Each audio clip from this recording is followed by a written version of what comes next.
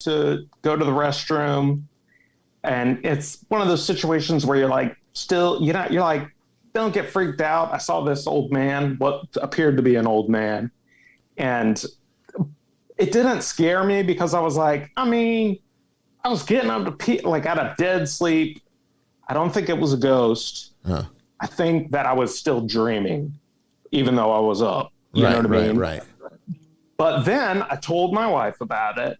And then, she hears noise. You get, I don't know if it's the sort of situation where it's like you just get hyper aware of things when you talk about that. And it's like a fun inside joke. And I don't know if that's like that you just become hyper aware of every noise. The bishop's going off on. Whoops, sorry. Or if whenever we're playing this little game where we talk about everything that the ghost did in the house, are you like inviting something in? Because I'm real, maybe you remember, I'm big on that, like inviting dark things into your life. Right. I'm not big on doing that. I'm just big on not doing it. Big on not doing it. Right. I'm like hyper aware of is this inviting something in? I don't want to do anything like that. And so I don't know if it's that type of situation, but so this is where I will tell you what I think the entire deal was. Okay. So I have this next door neighbor, and he's right on the other side of the wall, and his name is Rob, and he is the best neighbor that I've ever had, and I'm 40 years old. Like, I thought my favorite neighbor and days were behind me. Like I was, when I was younger, I had a favorite neighbor, and I was just, it's surprising. My wife and I both just think he's great. And at a detriment when it comes to women, clearly. I'll get to that. But he's just a good neighbor. Like, it's like he makes enough noise, and he talks on his phone on the back porch, drinks beer every day. He makes enough noise that if I have friends over on occasion and we get loud, he's not going to complain about it. Right. If he needs help, I'll help him out. My wife was very sick in January, and he brought food over. Like, just the perfect neighbor. Perfect neighbor. Sure. I'll tell you. This just sums him up. Probably like 8 or 9 months ago, we have 2 condos here with Jeep gays in them. Do you know what I mean by that? Like, it's like gay dudes that drive Jeeps and have like a Jeep lifestyle. I wasn't sure if I should take that literal or not, but I guess I should have taken it literal. So, okay. Ask your gay friends. Like, this is a thing. Like, so that's like a category. I think it is its own category. LGBTQIA plus, and then G QIJ. G gay. Okay, all right. LGBTQ.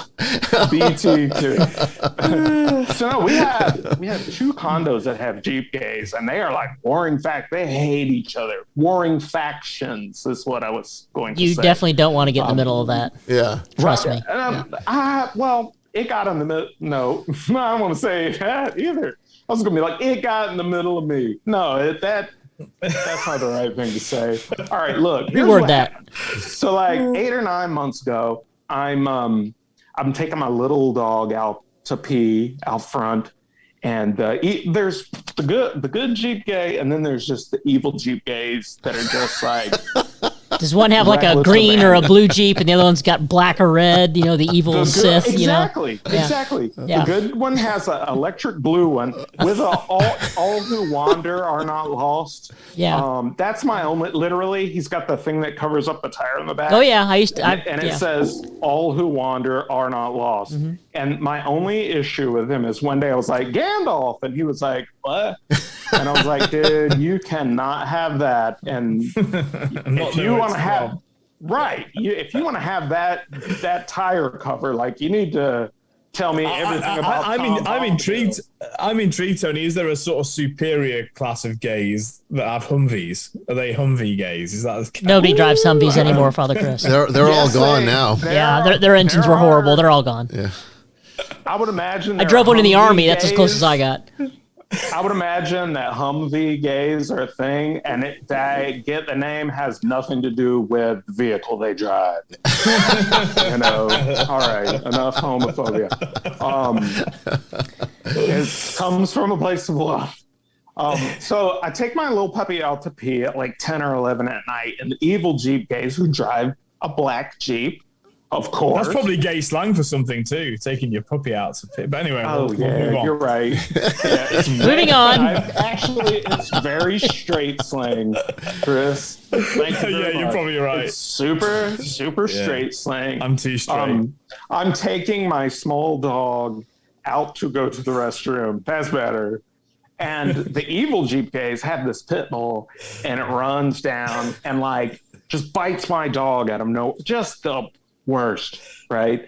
And so, it was just a whole entire thing. And I had to go down there and threaten them, get the vet bill paid, all this. It was just a whole thing, okay? And everyone in the condos, it's probably like 10 units. I've never even counted. But everyone in the condo heard about it. It was just all this drama, of course. And the next time I see my neighbor Rob, he says, "Hey, I heard about what happened to your little puppy. And, I've been saying this for years. Gay dudes should not legally be allowed to own pit bulls. Because, see, the dog sees what they do, and they don't respect them. And they think that they're in charge, and they just do whatever they want." He told me that with a straight face. And top tier funniest things I've ever heard. Like he told you with a gay face is what happened. He said, bruh. To me, the best feelings in life are like when you were a kid, and it's like you're in 5th grade, and the teacher's like, "Silence and be quiet," and then when the teacher turns around, like someone farts or whatever, and it's that whole like trying to hold it together and not laugh, and it just like you can't hold it in. Like that to me is just the best feeling in life. Yeah. And when he says that these things, which are all constant stream of stuff like that, and he means what he's saying, and it's just constantly that feeling of like, hold it in, wait till you get inside and laugh about this. Right. He's just super entertaining. Now, as far as like his being a good dude, we moved in when we moved back from Portland, and I would say he probably moved in about a month later, and things were quiet. So quiet that it took like weeks to even like run into him to do the whole introduction thing, Yeah. And I would say he was there probably a month, and this lady started coming around, and we met her, and her name was Maureen.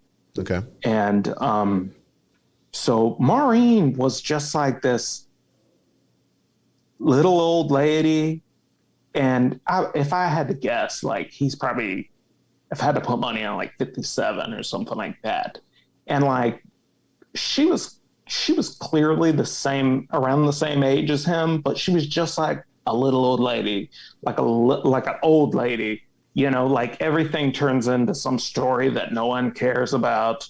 I helped him bring up like a recliner one time, and she was like, "Oh, my daddy had a recliner like that.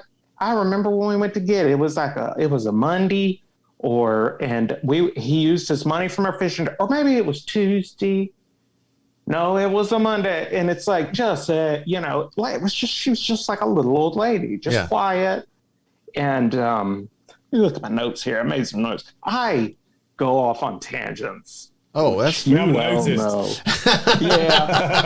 all right. You're on the right podcast. We're gonna get to it. Hey, you let me come on. I'm gonna talk. Okay, so one day Rob got injured at work. He like paints houses or something like that, and like dang near cut one of his fingers up. And so this lady came over, and she was like, "Rob got hurt. Can you run me to Walgreens? He's got a prescription that I need to pick up." And it was like a great opportunity to be like, absolutely, you know, he's done more for us than we have done for him, sort of thing. And it's like, yeah, I'll absolutely do a huge favor for Rob. I'd be enthusiastic about doing that. Right. And so we took her, and in retrospect, this is when things kind of changed. And I worked in a pharmacy for years when I was younger. And I can tell you, when someone dang near cuts their finger off, you get an antibiotic and a painkiller. You know, that's just clockwork. That is oxycodone. Right. Yeah. And there's no way that that's not what he got. And then things started changing. Right. Right. So it was just like arguments, and you can hear them through the wall. And this man is just like, she was squealing like a banshee, just like you couldn't even make out what she says. And it's this little old lady, you know? Yeah, you're right. That is like a church mouse. And then you hear this screaming that's just like, you can't even tell what she's saying, but it's so high pitched and loud, I can hear it through the wall, which, by the way, are not paper thin. Like the lady on the other side of our condo, I never heard a peep through that wall, you know, not once. Right. And so, you know, the arguments stop, and Rob is like a great arguer, man. He's like the Steven Seagal of arguing, you know. He just like uses her own momentum and just sends it right back to her, you know, nothing hateful, just like pitch perfect. So she's like screaming, and you can hear the F word, and he's like, "Oh, you always got something to say," you know, just like the perfect response, you know. It's not threatening. It's just like, you know, you got to beat them down verbally, but you can't be too mean because they're ladies. But anyways, it was just a constant stream of arguments through the wall and stuff. And this lady was just like, she became like a witch. You know what I mean? And I don't mean that as like a substitute for the B word. That's not what I mean. Right. I mean her like way she carried herself. We have a friend named Olivia who is definitely watching this right now. She should comment on here. One night she was over at my house and she was hanging out. I went to bed, and her and my wife were up till like 3 a.m, just visiting, carrying on. And Olivia went to leave, and they saw this dark figure coming from down the street that was just slowly walking towards them. And it ended up being this lady, and she was just like scowling. I thought she had rabies at first, to be entirely honest with you. Yeah. It was like the reflection in her eye. It was like really weird. And Olivia, I'm sure if she's watching this, she will gladly comment and verify that happened. Olivia came back inside, hung out until the coast was clear, and ran to her car later. So this went on probably for like a couple months, honestly, of, you know, and then it was, my wife was teaching elementary school at the time, and just right around the corner, and like clockwork, every day she'd leave at 6:25 in the morning. So one morning she left at like 6:25, and it was 6:27, and the door was knocking and ringing. And I mean, this woke me up from dead sleep. And my first thought was like, please, like, let her have forgotten her keys and not that her car broke down. Right. You know, so I just run down the stairs, open the door, and it's this woman standing there. Like, I mean, I'm 40 years old. I live in Florida. I can tell when someone's like on something. Yeah. You know, and she's holding her face, and she's like, "Hey, Rob beat me, and my face hurts. Do you have any medicine?" And I was, you know, woken up, and it's like, you know, I'm definitely not like a believe all women sort of thing, and I'm definitely hate a woman beater. can't stand them. But it's like, lady, I hear everything through the wall, and I hear what he says. I hear what you say. You're not bleeding. Nothing's broken. It ain't swollen. Like, you kind of deserve that sort of thing, And I didn't say that to her. I was like, I did not say that. And I said, I think I have some ibuprofen. Let me go check. Yeah. And I closed the door, and just out of habit, I just locked the door, turned around to go inside, got about 6 steps, and I heard the handle go, like she tried to open the door. And then I hear the doorbell ringing. And I come and answer the door. And she goes, no, I mean like real medicine. And I knew what she meant, she wanted drugs. And dude, I just slammed the door in her face. Yeah. I just slammed the door in her face. Like the level of just, I don't have a problem if you want drugs. I don't care. Yeah. If I I don't care. Yeah. I'm not bothered by that. But that is oh, by the way, conversation. Do you know what I mean? I do know what you mean. It's like, Brian, I haven't seen you in forever. What's been going on with you? Oh, yeah. How's your family? Oh, how's exorcisms going? Anyway, by the way. Yeah, can I have a couple of perkies? You got any perkies in the fridge? Yeah. Right. Yeah. All right now. Do you? By the way, do you? No. But that's a by the way question. You know what I mean? Yeah. This lady showed up at 6:27, and I was like, she was waiting until my wife left to come over. It's just my wife left, and she couldn't have been out of the parking lot, and this lady was heading on over. I was like, that's shady, And, at that point, Rob started telling me what was going on, and he said about 3 months ago, which lined up, he was like, she fell off the wagon after being clean for a long time. And that's sad. It would have been when he got those pain pills, Yeah. And in my mind, that's what started it. And she just changed overnight. When she first was around, they would watch her daughter's giant. It's like a poodle that's like as tall. I never seen anything like it. This giant poodle, and they would watch it for her. And her daughter was always over here, and her mom. Like when things started getting weird, there was no family coming around. That dog wasn't here. I got the sense he was the only person she had at that point. Yeah. And he was like, she fell off the wagon, things are bad. And he was like, I'm going to ask her to leave, get her help or whatever, And that's when the cops started showing up, every day, multiple SUVs coming.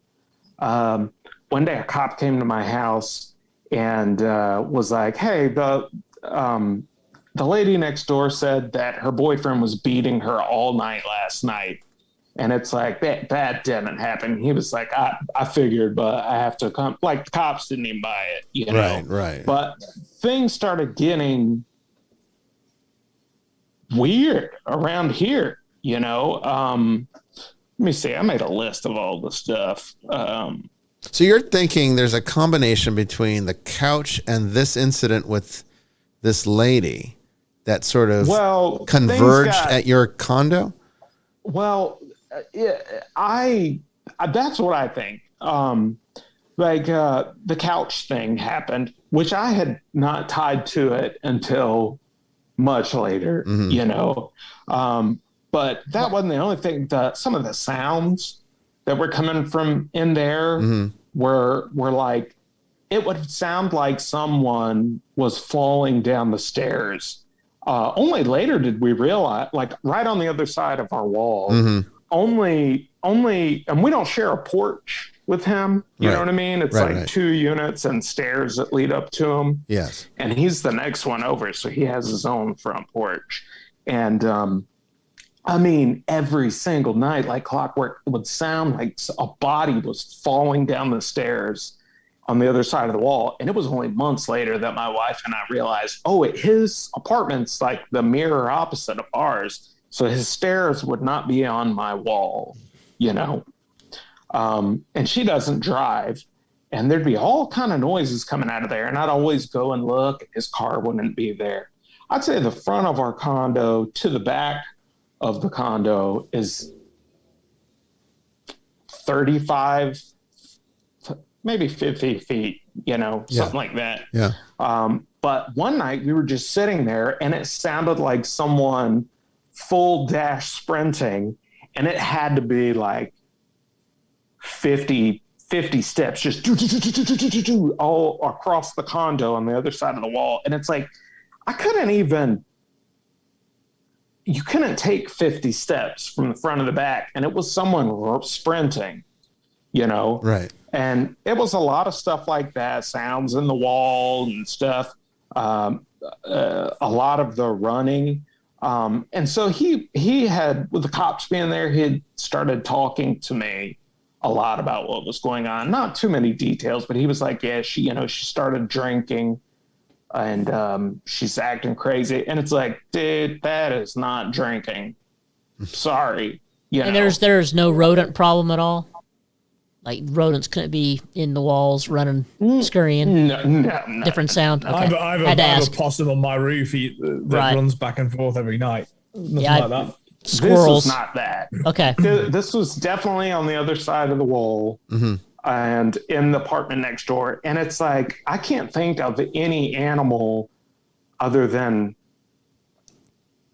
some sort of like wild stock. Like this is like, you know, a person-sized animal that's, you know, I suppose that they could be, you know, throw down something from upstairs, or there's something on the ledge that's falling down the stairs. But again, we realized in retrospect that the stairs would have been on the other side of the apartment, you know? Right. But so he told me, you know, she's drinking, and I'm like, ooh, that's a lie. And I don't care, you know? It's none of my business anyway. And then she started trying to steal. He's like, I cut her off financially. She has no money. And so then she started going and stealing at different stores around here. He said stealing booze and getting arrested. And of course, like you hear about these people getting out of jail with no bail and stuff on the news, you know? Right. They're like, yeah, they lock them up and they're out in 30 minutes with no. And I was like, I'm sure that's not the case. Oh, it is. Yeah. Because this lady was home every evening acting insane. Yeah. After she was arrested all over town. So I am here to verify that those stories are true. Yeah. And so he was like, you know, she's going to rehab, and there was always an excuse for why she couldn't. My wife, when she was teaching kindergarten, I'm just trying to think of all these things. She had this little, she had an elf on the shelf that she found incredibly useful at Christmas time with these kindergartners that she was teaching. They're kind of creepy. And incredibly effective tool. I mean, honestly, the whole story behind them, like there's this little thing that's watching you all the time. Look, I have Mandalorian on a mantle. I have a little Boba Fett figure that I put on my mantle every year for Christmas, and he's Mandalorian on a mantle. Well, that's a little bit better than the elf. A little bit better. Yeah, I'd rather deal with Boba Fett than the elf on the shelf. Well, my wife, she taught, she had one white student. The overwhelming majority of her students were black kids, and she felt it was very important to get a black elf on the shelf that looked like her students. Yeah. You know what I mean? Right. And which turned out to be not an easy task. She couldn't find them online or anything. I'm actually surprised by that. Yeah. She ended up, or maybe they were expensive. For some reason, she drove to like Fairhope, Alabama, because the Target there was the only place she could locate one. Maybe they were sold out or something. I don't know the circumstances, but it was an expensive item when you factored in that she drove to Fairhope to get it and all that. So, you know, she was like, I definitely want to hang on to this thing after I use it. And granted, she misplaced this stuff. And I was like, I will put it somewhere. And it comes with this box that's like a special box, you know? Yeah. And I was like, I will put it somewhere, and it was like the end of the school year, and the kids were excited for summer, and they were acting, insane like every child at the end of the school year. And she's like, I'm going to get Candy, which is the little thing's name.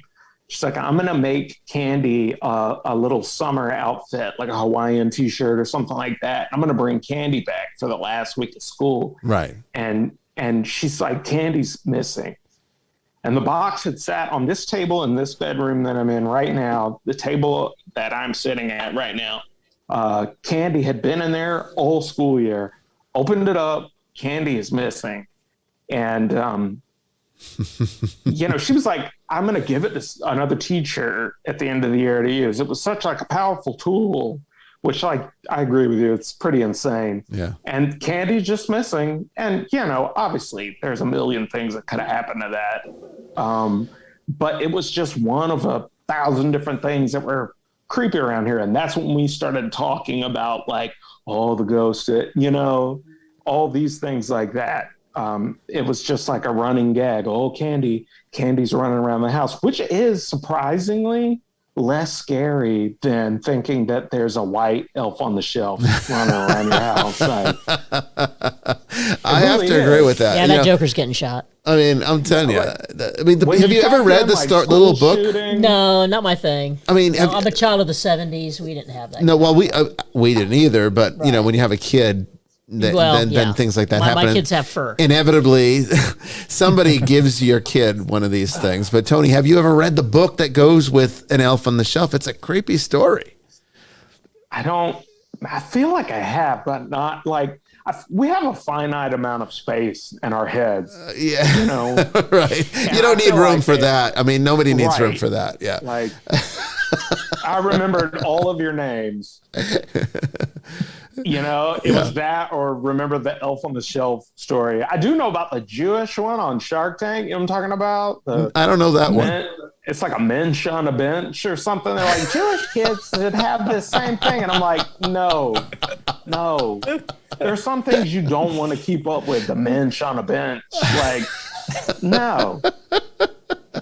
And that's creepy, dude. Oh, and I have no problem with Jewish people, but I don't want like a presumably the mensch on the shelf is the Ubermensch. Yeah. Oh, yeah. That's like a golem or something, right? Like a Star Child or something. I take it over a Dybbuk on a shelf. Yeah. Dude, I tried to sell. Dude, I come up with the. I went to that museum and I saw that Dybbuk. You saw the Dybbuk. What'd you think of that, Father? Did you like it? I didn't. Well, I didn't. Let me tell you. I wonder if you felt the same way we did. What did you feel from it? Did you feel evil? Did you feel something else? What did you feel? I was most disturbed by the little shrine offering kind of altar they've got next to it. So I just thought, if there was any doubt as to whether this was evil or not, that's the answer. No good can come from that. Yeah, well, that's true. Offering some kind of, appeasing sacrifice, to say, leave me alone. Like, no. just like what's the other one, that room where they've got that doll where you're supposed to sort of say hello and goodbye. And Peggy. Yeah, and I was she called me a bitch, which is accurate.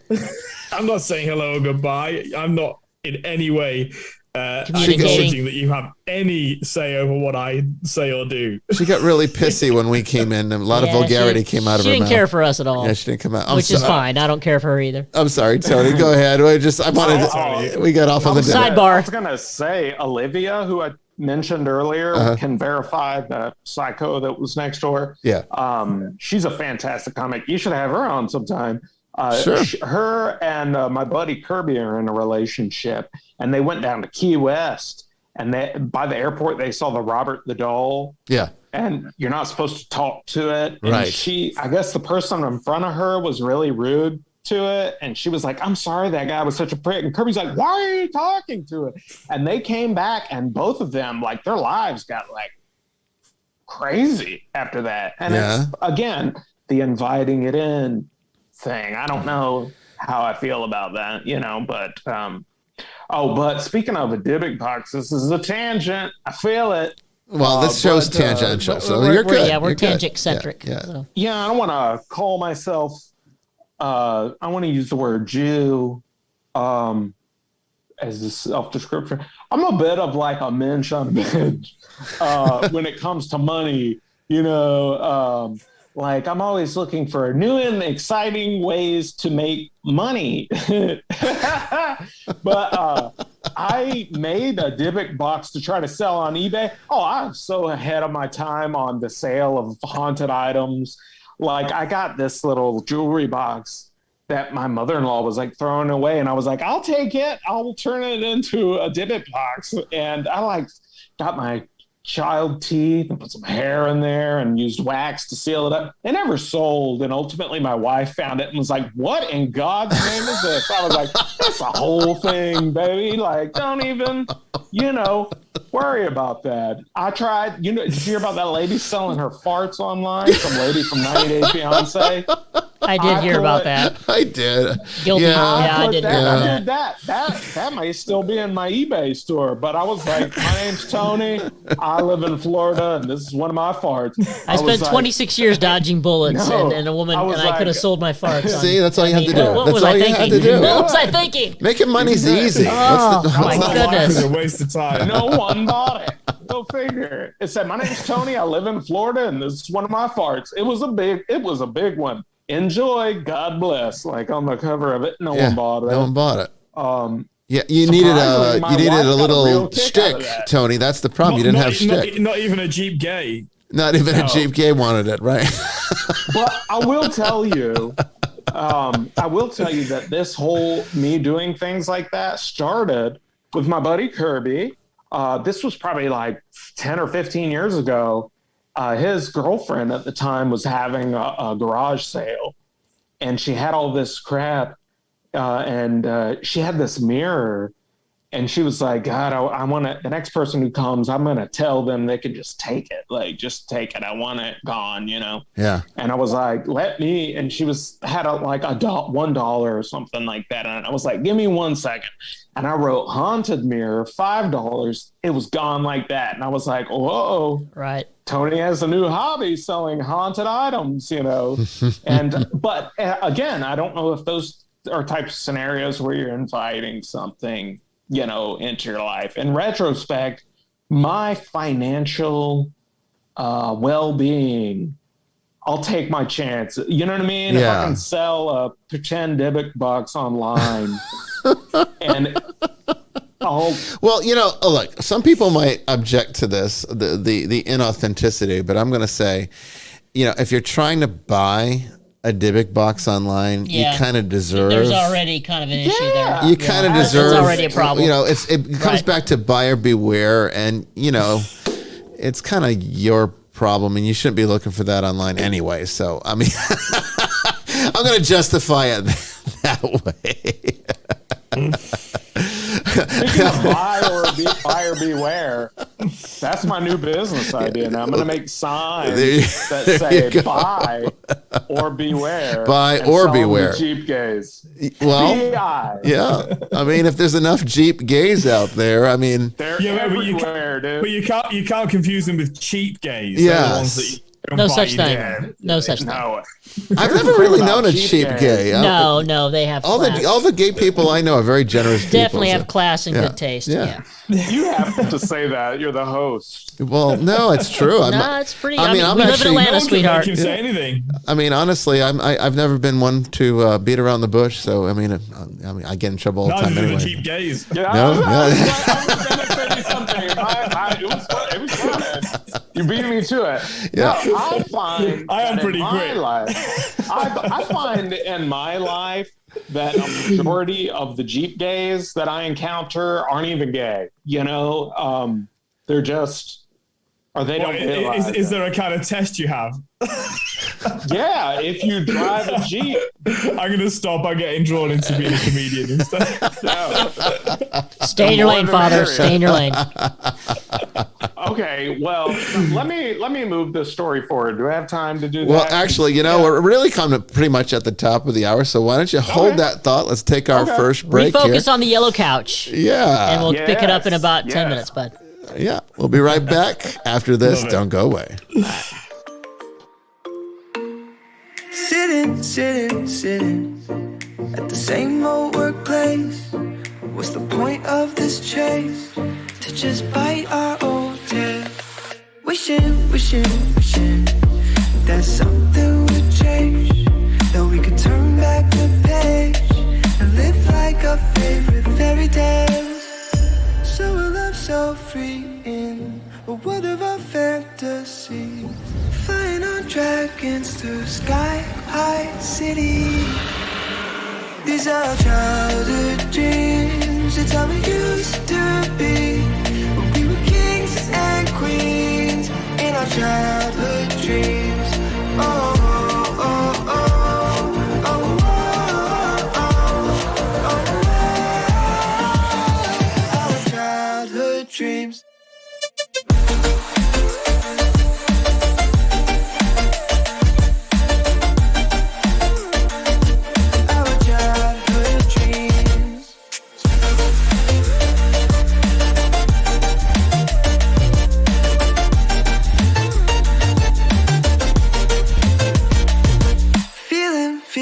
Feeling, I feel so lightweight when I think back to those days, but then we went our own ways.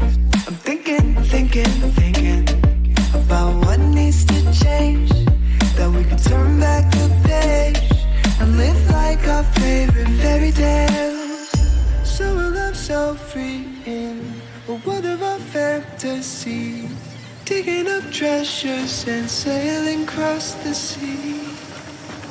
These are childhood dreams, it's how we used to be, when we were kings and queens in our childhood dreams. Oh, oh, oh, oh, oh, oh, oh, oh, our childhood dreams.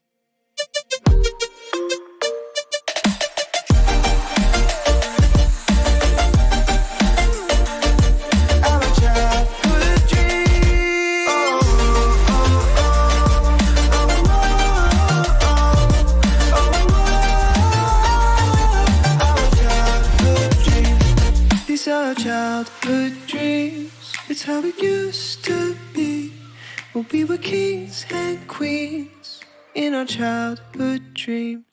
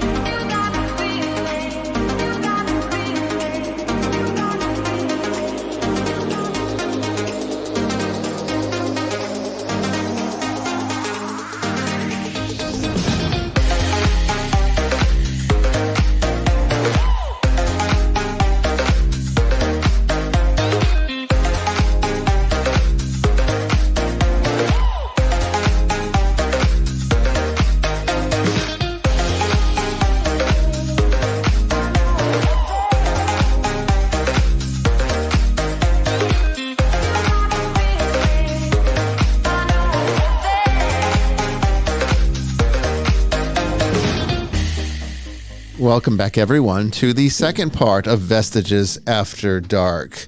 We're talking with Tony Burkett about his experiences and going off on tangents, as we usually do on this show.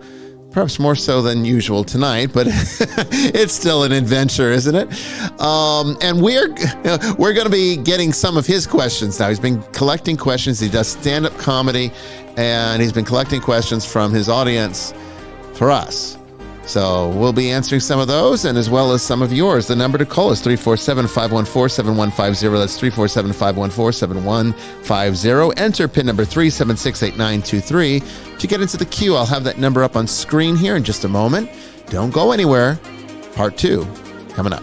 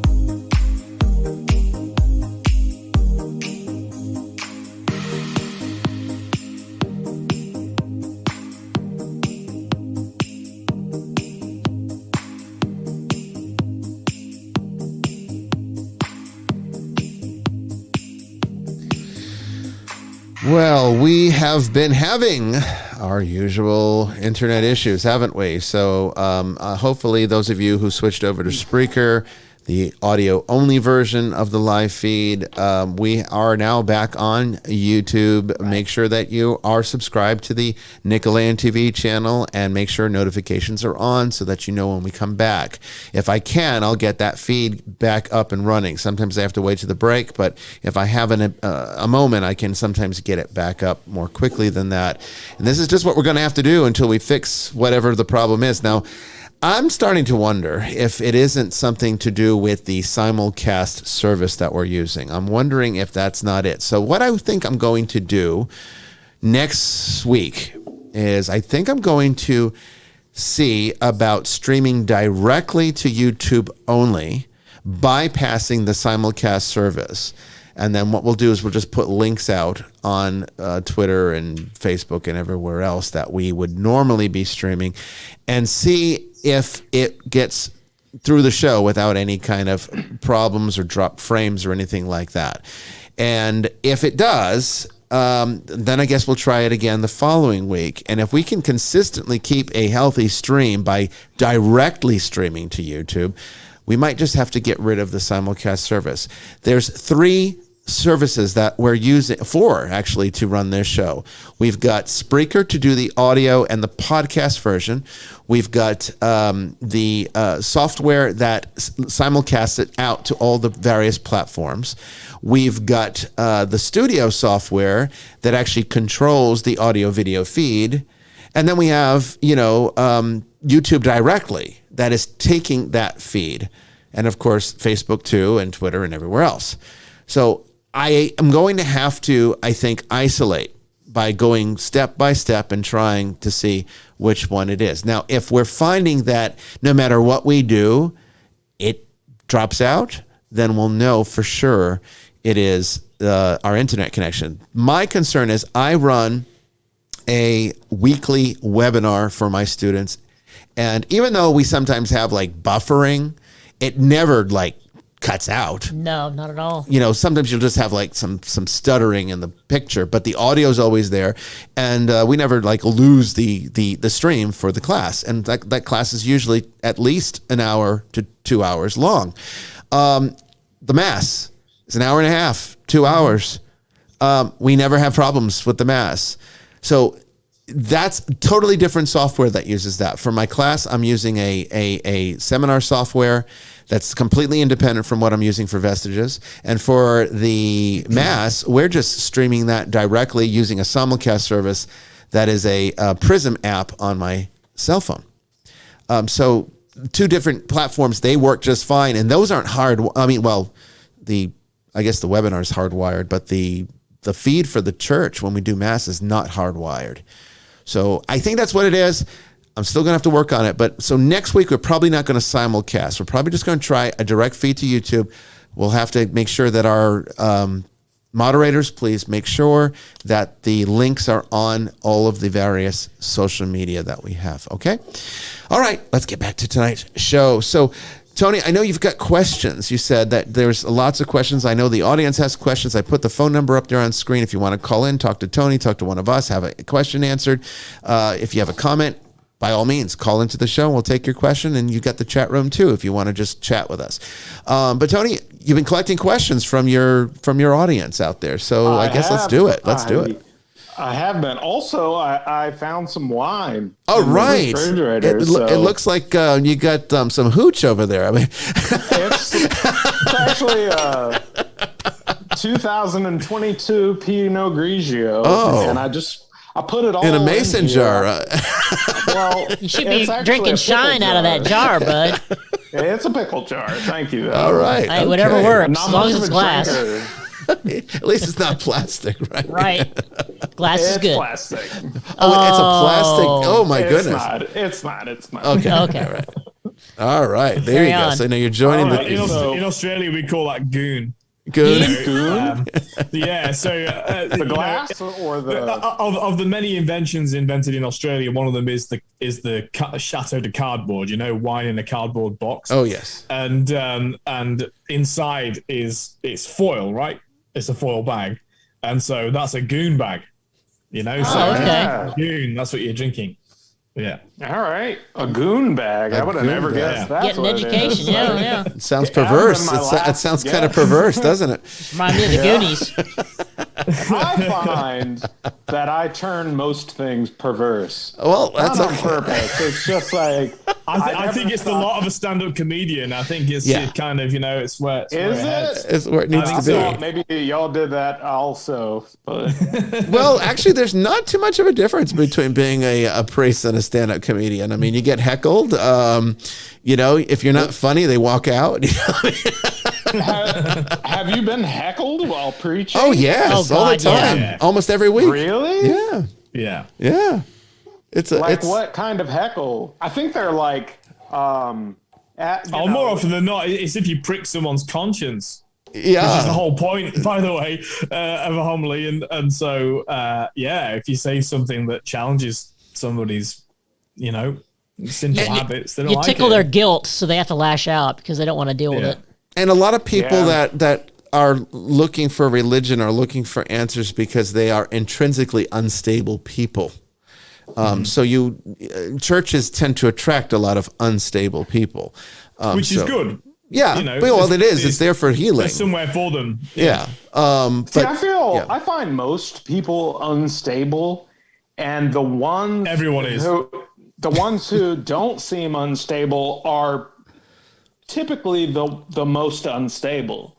I find the craziest people that I encounter kind of have their stuff together on, I know what you mean. It's that kind of facade of it's a facade of stability.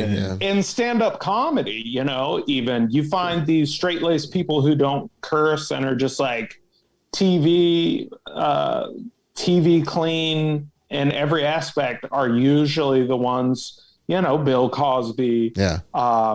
Seinfeld.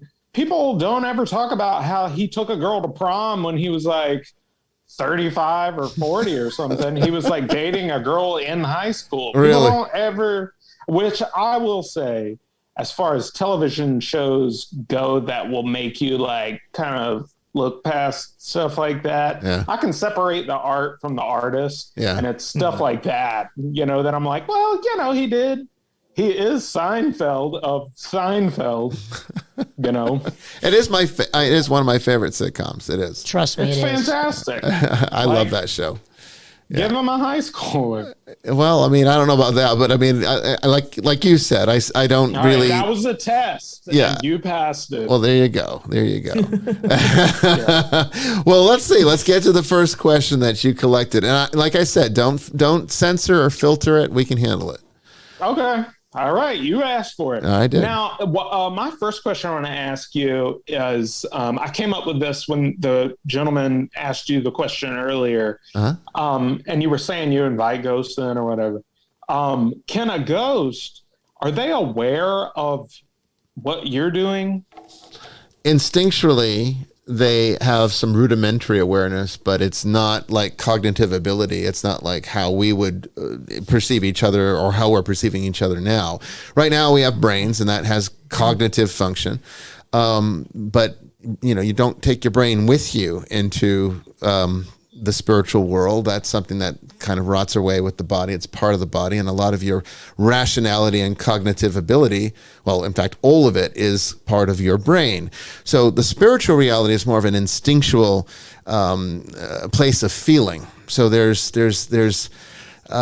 it's not as clear what's going on, which is why when spirits are separated from their body in a traumatic death or something like that, and they don't have the spiritual foundation to know what to do, or they don't have the grace to get the help that they need to move on. They don't know how to navigate it. They don't know how to navigate it, and so therefore they're very confused and lost, and essentially you become sort of the last thought and feeling that you had. So dying well means dying peacefully, dying skillfully, being very much in a state of awareness. That's also why it's just an extension of ordinary priestly ministry, or any Christian ministry, really, because we're only ever signposts. You act as a signpost for the way. Yeah.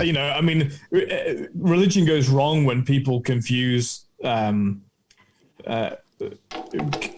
role of signpost with the role of Messiah. Yes. Yes. Like, I mean, that great description of evangelism of a thirsty man in the desert telling another thirsty man where the source of water is. Yes. It's that's what it really means to be a Christian. And so we're only ever signposts. And if we ever confuse ourselves, it's a bit like, in the Bible, Jesus enters Jerusalem on a donkey, Right. And there's a kind of I've forgotten the term because I'm live, but when you get in Lectio Divina, there's a sort of Lectio Divina. Lectio Divina, yeah. That you imagine yourself as the donkey. Yeah. And you're the donkey going into Jerusalem, and all of these crowds are cheering, and you can think that they're cheering you. Yeah. Instead of the one you're carrying. Yes. Yes. And I think that often happens with clergy. It's kind of seductive. But yeah, we're signposts. And so we're sort of signposts to people who can't think anymore. I think, though, because I nodded at first when you said that, because I was thinking of something different, Tony, which is the demonic, because they definitely know who we are and what we're about. So often,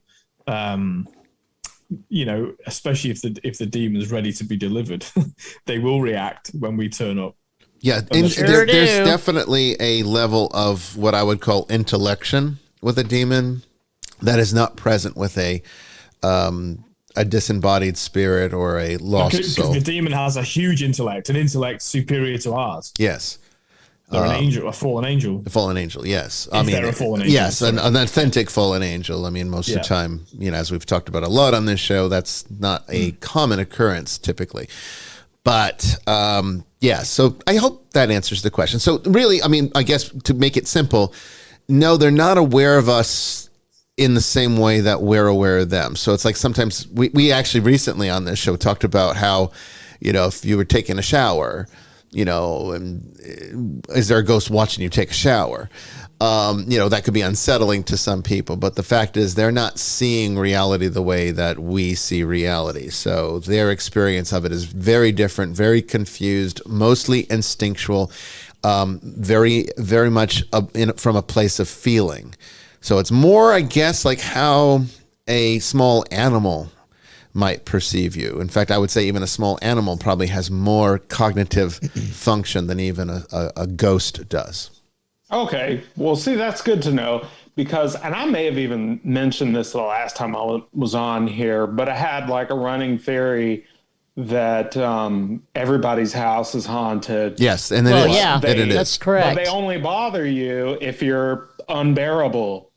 You know what I mean? If I'm trapped here for eternity and you live an interesting life, like why would I want you to leave? You know, and that's why I was like, you know, are they aware of what you do? Because you watch these shows where people are talking about hauntings and it's never anyone you would want to hang out with.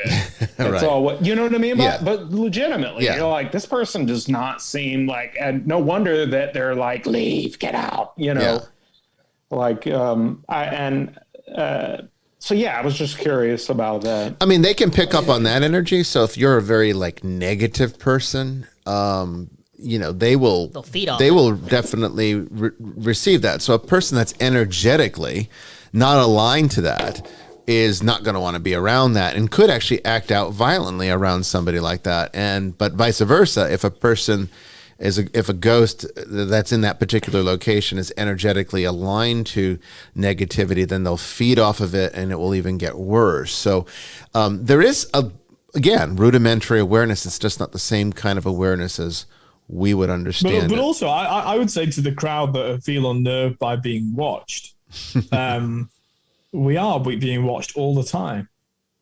We like to think we're being watched over, you know, by our guardian angels, by the saints, by the Lord himself, you know, but we are being watched. I think people are okay with being watched by omniscience. I'm not sure they like other people watching them. Try being on a ghost adventure shoot with a possible demonic entity, and you've got to use the bathroom in the same house you're investigating. That'll, you know. I just see. That'll make you say a few things in the dark. I'm at a point in my life where, and I am I can't think of the word because I'm live, but I'm no exhibitionist by any stretch of the imagination. But I turned 40 in June, and like the idea of someone seeing me shout, I don't care. Yeah, I don't care at all. Like whatever, you know. Yeah, it's the grace. It's the grace of pushing the wheelbarrow of middle age uphill, isn't it? That you suddenly care far less about what. Trust me, I just turned 50, and I could give a good God bless. I couldn't give. I'm over all that. I couldn't give a good shit about that. No. I mean, at almost any point in my life, it just was like, you know. I remember I moved into not this house, but the previous house that we had purchased. The bathroom had like this. Sort of like this film on the window that I guess the previous owner had put up over the bathtub that created sort of like a frosted effect. A frosted effect, yes, so that you couldn't really see through. Chris, you want to make a Jeep gay joke? There you go. I nearly made one before. There you go. I'm very proud of myself. I mean, a Jeep gay might have enjoyed this, but it'd be basically a frosted film. It was a frosted film, and it started to peel away. I guess because over time it had been there a while and humidity and everything else wears it away. And so there was little spots where you could see through. And the inspector of the house actually put it on his report. And when he's taking me through the house, he said, really? He did. And he said, this needs to be changed because he says, if you take a shower, someone might be able to see you. And I said, go to Lowe's and get some film. I said to the inspector, I said, look, I said, if somebody's going to take the time to somehow climb up to this second story building and peek through that little hole in this film, I said, all the power to them. If they're that desperate to see my sorry white ass, then let them do it. That is an incredible confidence boost. If someone's climbing up to the second floor to I must be something special, you know? I mean, Tony, it might be a way to make money. See, there you go. Yeah. I missed an opportunity there. I missed an opportunity. That stuff on TikTok. Yeah, write that down. I'm telling you, just put put the frosted glass, call a few Jeep gays over, and you might be all set. I'll frost the glass. Thank you.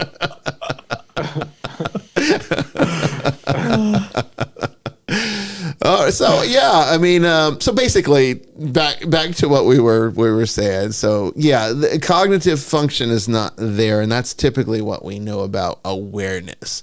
But yeah, it's different for them. But they have awareness. It's just not the kind of awareness that we're used to. All right, here's a question for you, and this is from Mason Guttery on social media. Mason says, have you ever encountered a mass legion possession of one person? Yes. Absolutely. A multitude of... I would say most genuine possessions that are actually being... I hate to say the word officiated, but that's kind of how they behave, isn't it? Any kind of possession that's being instigated, let's say that, by a actual fallen angel usually comes in multiples of. Well, it has to. Yeah. I mean, it does practically speaking, but theologically, it has to. I mean, the essence of God is unity. You know, the name for God, which I won't say because Jews don't appreciate it. The name for God in the Old Testament means "I am who is." Yeah, and the essence is unity of God. Think about Jesus. That my prayer is that you'll be one as I and the Father are one. Yeah. The essence of the demonic or of the devil of Satan is division. It's fracture. I am who is not. Yeah. I am who isn't. It's the lie and the fracture, and therefore, the demon-possessed man is legion. We are many, because they're always divided, and therefore they're always multiple. And they're divided within... They hate one another as well. They hate one another. Well, they're divided within themselves. It's kind of like, if you really pay attention to your own psyche, you're going to find that there's internal conflict that you experience from a day-to-day basis. There's going to be parts of you that agree to, want to do something, and a part of you that's reluctant to do something. So we're not even one thing. We hold ourselves together largely by the grace of God. But I mean, when you look at the very word schizophrenia, literally is fractured psyche.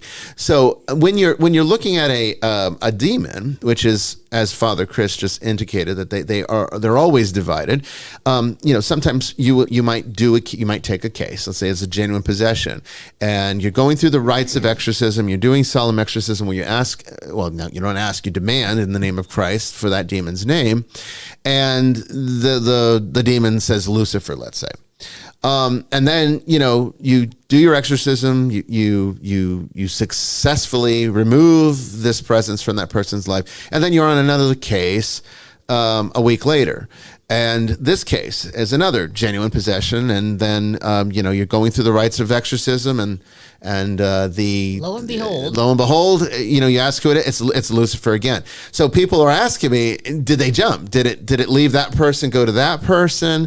What about when you're working two cases at the same time and both of them say they're Lucifer? How can Lucifer possess two people at the same time? Because Lucifer's not one thing. It's like taking a plate out of your cabinet and throwing it on the ground and it shatters. It's still one plate, but it's in hundreds of pieces now. Correct. Lucifer's not even a name of a demon. It's a name that they've taken on because there's now a biblical association. But the word Lucifer means light bringer. They're also not temporal. They're eternal creatures. Yes. And that's why their damnation is eternal. Yes. And so they're not limited by the sense of one-to-one interaction that we are. Right. Yes. It's we tend to look at things in a very linear way when these types of things you can't. Yeah. So the answer to the question is absolutely. I honestly may have mentioned this last time I was on too, but do y'all ever think about that whenever you see they, them pronouns? Does that ever occur to you? I do. Well, I do too. I don't mind saying it. Yeah. I justify it when someone's like, "Call me they, them." I was like, "I will absolutely do that for you." I don't like the they, them pronouns because of the plural connotation. I actually got into a little bit of a disagreement a while back with someone over this, and I said it's confusing because the English language associates they and them with plural typically. I mean, there are exceptions to that, But, you might say when, working in the office, it might be a rude way of doing it, but you might say, hey, can you go give that to them? But, usually when you're saying they and them, you're referring to multiple people. So, yeah, I don't know if that's the right pronoun for people that don't want to identify with a particular gender, because it is confusing to the rest of us who speak English. It kind of implies that you're talking about multiple people, and if you're only talking about you. I also think English is, just to clarify, I'm not suggesting all people that want to be called they are possessed, but I think right. English is the ultimate expression of English is the ultimate expression of libertarianism. English was never designed by anybody. Mm-hmm. It's come about because, primarily because the Normans invaded England and Anglo-Saxon was fused with French, and then Chaucer, puts this down, and so we end up with these scary and haunting accents, according to you, Tony. But English can't be controlled. In other words, now that works both ways. I mean, I can't demand that people don't say I refer to myself as they, and I'd rather you call me they. I can't demand that. But neither can they demand that I use that language, because there is no central authority that polices language. And if there ever were, I would take up arms against country you live in. And that's the whole point of what Jordan Peterson's on about. Yeah.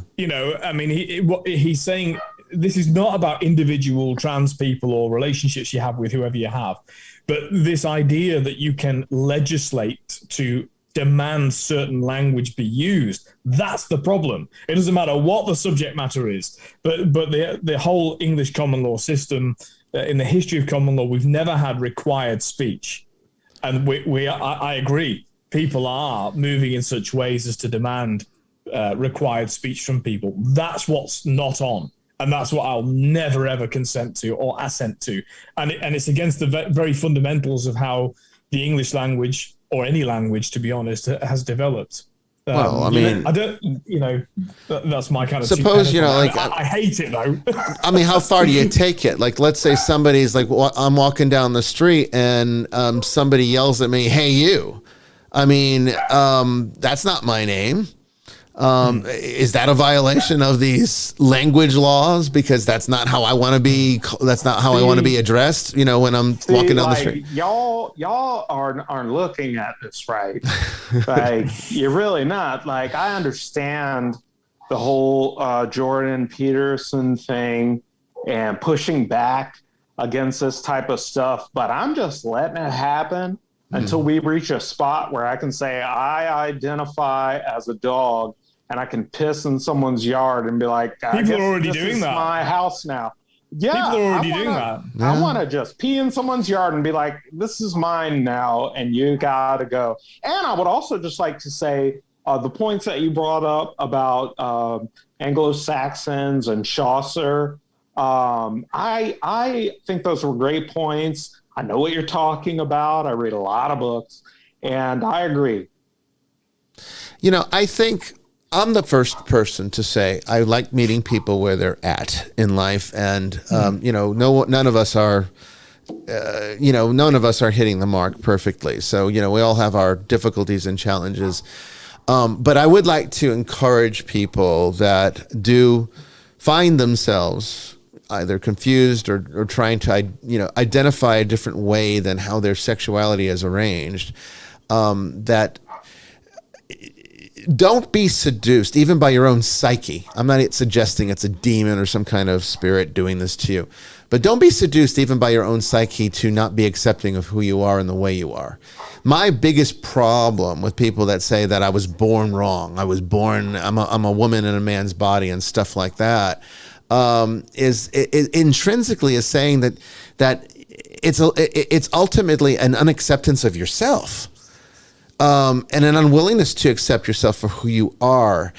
That's the problem I have with it. It's not about, the challenges and the difficulties. And, I think that my problem is when psychology or a therapist or society at large becomes permissive of this type of thing. I think you're doing a disservice to people who might be legitimately confused and don't know how to work with this. It's definitely a social contagion because it's a sociological problem. Because these problems, they're not creeping up all over the world. They're not even creeping up all over America. Yeah, it's in New York. It's in Los Angeles. It's in big cities. Yeah. It's in places where see, the connection is that when people are when their culture is stolen, or actively destroyed. I mean, we are from a Judeo-Christian culture, from a Western culture, from an English common law culture, all of us here. I know there are people that watch that aren't from an English common law culture, but you're from your own cultural milieu. When all of those things are, this is why it is neo-Marxist, because they attack those things and it leaves people with no sense of who they are, and then they'll grasp at straws left, right, and center to try and find something on which they can hang an identity. And unfortunately, the things that are on offer are really shallow and really that's why they're dangerous. Because it's not enough to build a life upon. And the answer to existential crisis, which is really what comes about, is not to offer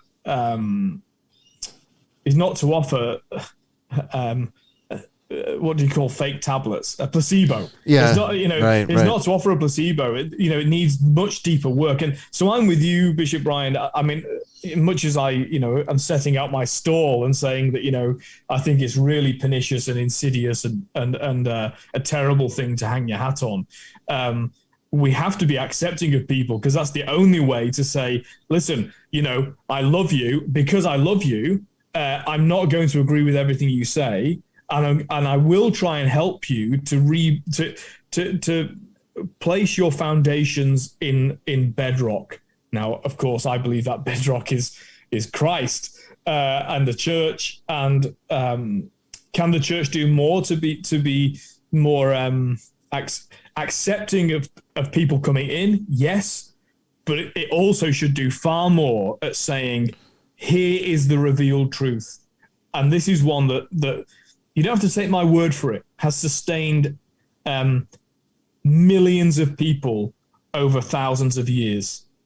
That's what the church has to offer. And that's why the challenge is to the church to, yes, be accepting, but that doesn't mean adopting cultures that are incompatible with Christian faith.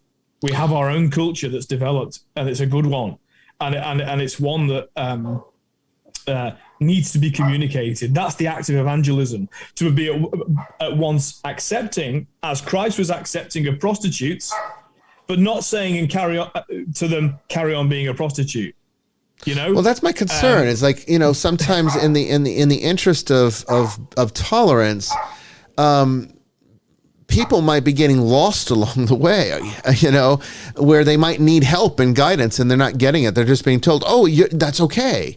But they might not need that response. They might need a more complex response. They might need to talk through, because I still firmly feel, from having worked with individuals that have dealt with this and have talked extensively with them, that deep down it's a crisis of self-identity within, and it's meaning. Of meaning and everything. It's what they're looking for, and that's the catalyst for this. So if society's just saying, oh, well, here's your category, here's your rainbow, go parade around and be who you are, that's not the answer that most of these people really need. Because ultimately, it's still looking at a solution outside of yourself. Right. Be accepting of who you are. I don't need fixed if you use my pronouns. If you do that, my meaning is subject to somebody else. That's a very bad way to live your life. It is, because my argument is you're looking for validation from me, but you haven't validated yourself yet.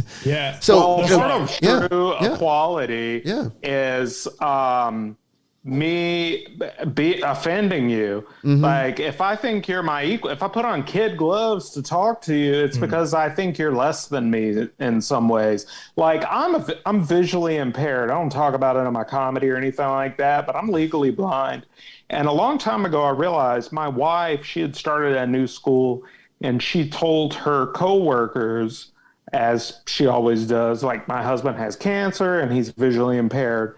And, time passed, and I met one of her colleagues.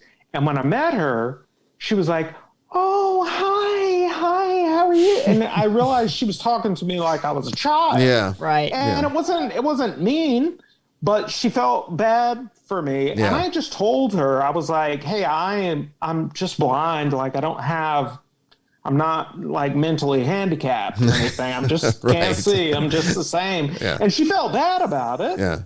But I realized that she like pitied me or, thought she was better than me. And I was like, I'm never going to treat anybody like that. Yeah. Now, I'm not going to say terrible things. Like, in my cussing days, I wouldn't like cuss around my parents or my grandparents because it would upset them. Or like, I'm not going to forcefully try to upset them. But It's like, yeah, we were raised, call you me do not this cuss or around that. grandma and grandpa.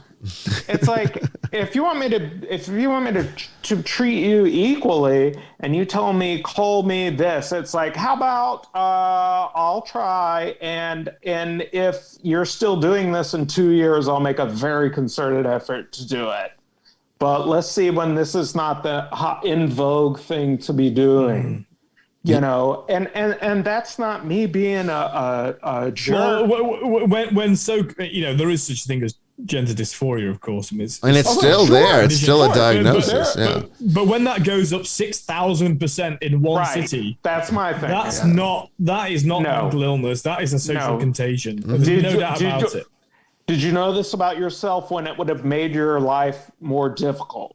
Yeah. You know what I mean? Like I saw a HBO docuseries about the person who invented this 3-wheel car, and it was like a trans woman.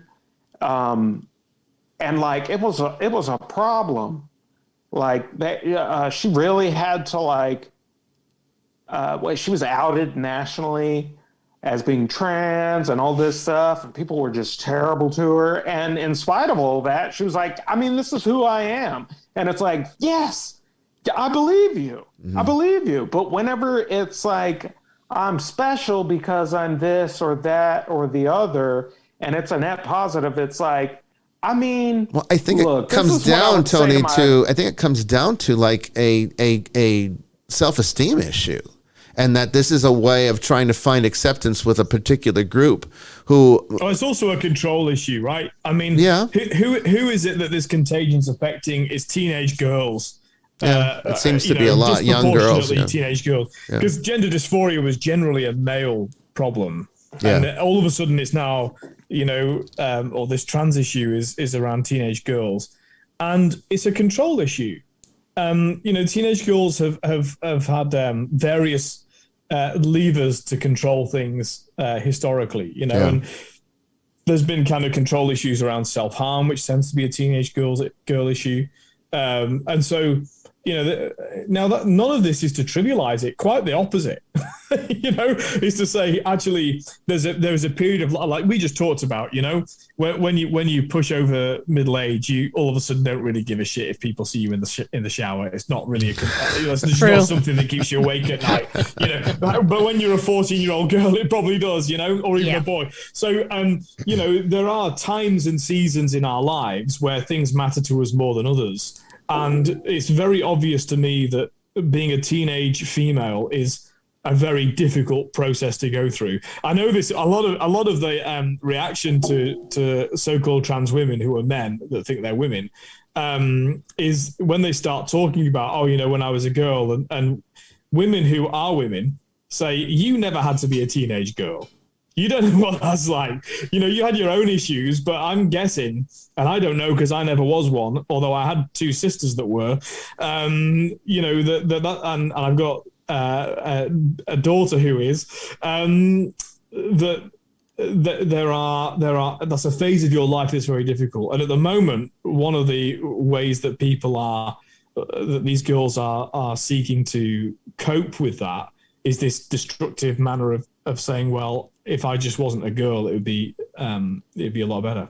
Well, I'm glad I grew up in the 70s and 80s, and I don't have to worry about that. But I will tell you, after turning 50, I've decided my pronouns are fuck around and find out. Just for clarity. Just not in front of grandma, right? Not in front of grandma. So grandma, if you're listening, God rest her soul.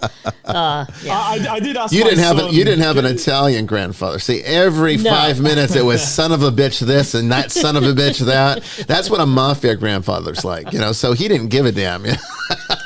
No, we got the Irish, the German, the Swedish. Yeah. I was worried about my son. He's 14, and he just growing up in this era is such a nightmare. And although each year has its own nightmares, but I said, at school, do they ever talk to you about sort of, what you feel you are, or this, that, the other? And he said, oh yeah, we have this class called community. And I thought, yeah, here we go. Yeah. Community is exactly what you call a class for all of this, brainwashing nonsense.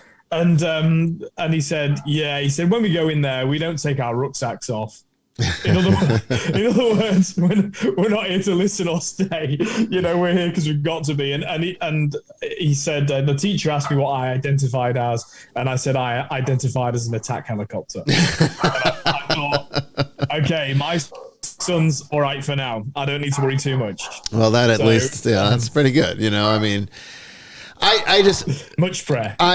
As a person who, whose background is in psychology and therapy, and now implementing that in a much different way from the spiritual side as a pastor, it troubles me to see people that are struggling with what is at the lowest common denominator, a self-esteem issue, and looking for it's a spiritual problem too. Well, I think everything is actually everything's a spiritual problem if you want to break it down.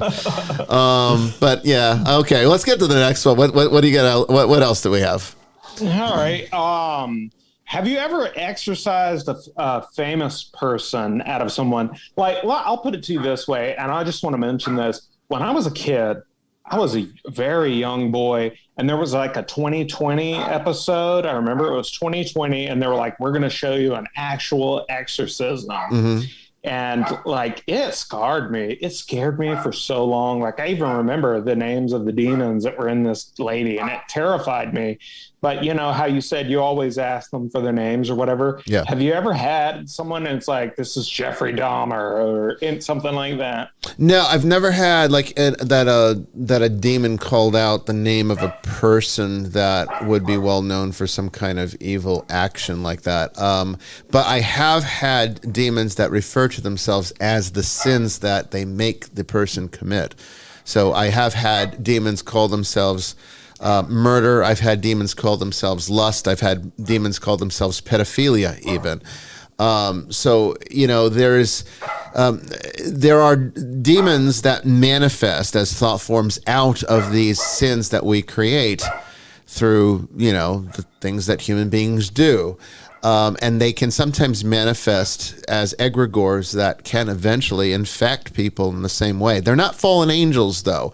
These kinds of things are more like thought forms. They're extensions of the demonic. They are truly demons. We call them demons, but they're not fallen angels in the pure sense. They're more like extensions of the work of evil that sort of manifest out of the fallen psyche. So that's the only thing I've seen. But no, I've never had anybody say I'm Jeffrey Dahmer, I'm Adolf Hitler. I've never had anything like that. It wouldn't happen though. But look, it might happen if the person themselves is succumb to some kind of fantasy or influence. But human beings don't become demons. Yeah. Adolf Hitler did not become a demon. No, he's just a badass. Yeah. He probably is in hell with the demons, but he didn't become a demon. He's a damned person. See, people get this mistake both ways. People that go to heaven are not called angels; they're called saints. People that go to hell are not demons; they're the damned. Yeah. And so, if somebody says, "Oh, I'm possessed by Adolf Hitler," well, no, you're not. That's the damned don't have that kind of ability. Right. Okay, that makes sense. Yeah. All right. Let me ask, where do you stand on if like how does the confidentiality in a situation where if someone's like pedophilia and it's like the person has, I'm assuming they weren't, I don't know the backstory of the person that you would do that with if they had been convicted of that or were a known pedophile, but like how does the confidentiality on a certain situation like that go where the person's like pedophilia and I touch kids? Like, do you get it out of them and then it's like a fresh start, or it's like you gotta, well, I'm gonna call the police.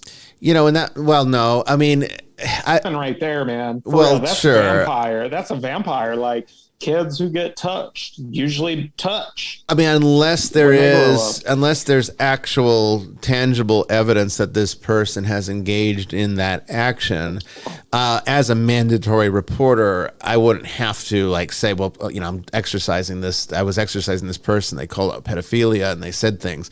That wouldn't be sufficient in a mandatory reporter sense. But if we knew, like somebody came to me and said, well, hey, he's gone after his daughter or his niece or something. Felony probation. Yeah, that's different. Aggravated child molestation. Yeah. The closest thing I ever had to that was we have had people in the confessional reveal this as a sin. And in that state, I cannot report it. I cannot come forward. But what I can do is I can say, I will not absolve you until you report yourself.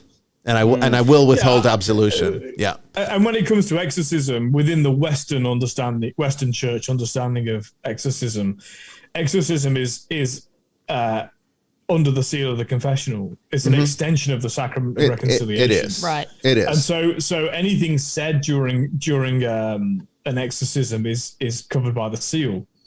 I think also, I just want to draw a distinctive line. I don't want to speak for you, Bishop Brian, but I'm going to. that you're actually saying this is not the person saying, right, as somebody in confession might say, I'm engaged in crimes.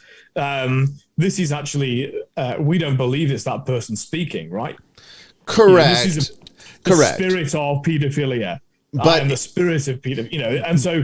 But it is possible. It is theoretically possible that a person that would be possessed by a demon that's referring to itself that way, that if there's full integration, that individual may have actually engaged in that action. They may have acted upon the temptation. But more than likely, though, I would say if you do some digging, you'd find that they're most likely the victim and not the perpetrator. Yeah. I don't know historically, I've just came to my mind.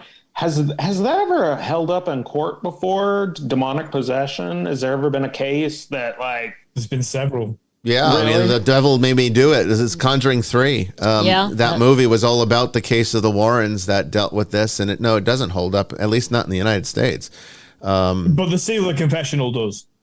Right. Yeah. No, I mean, like, has the legal system ever said, no, this person was possessed? No. I wouldn't imagine. No, it gets an insanity charge. They'll get an Right. insanity charge, but it would never be demonic possession that's declared. This the devil's country, man. I didn't think that it would.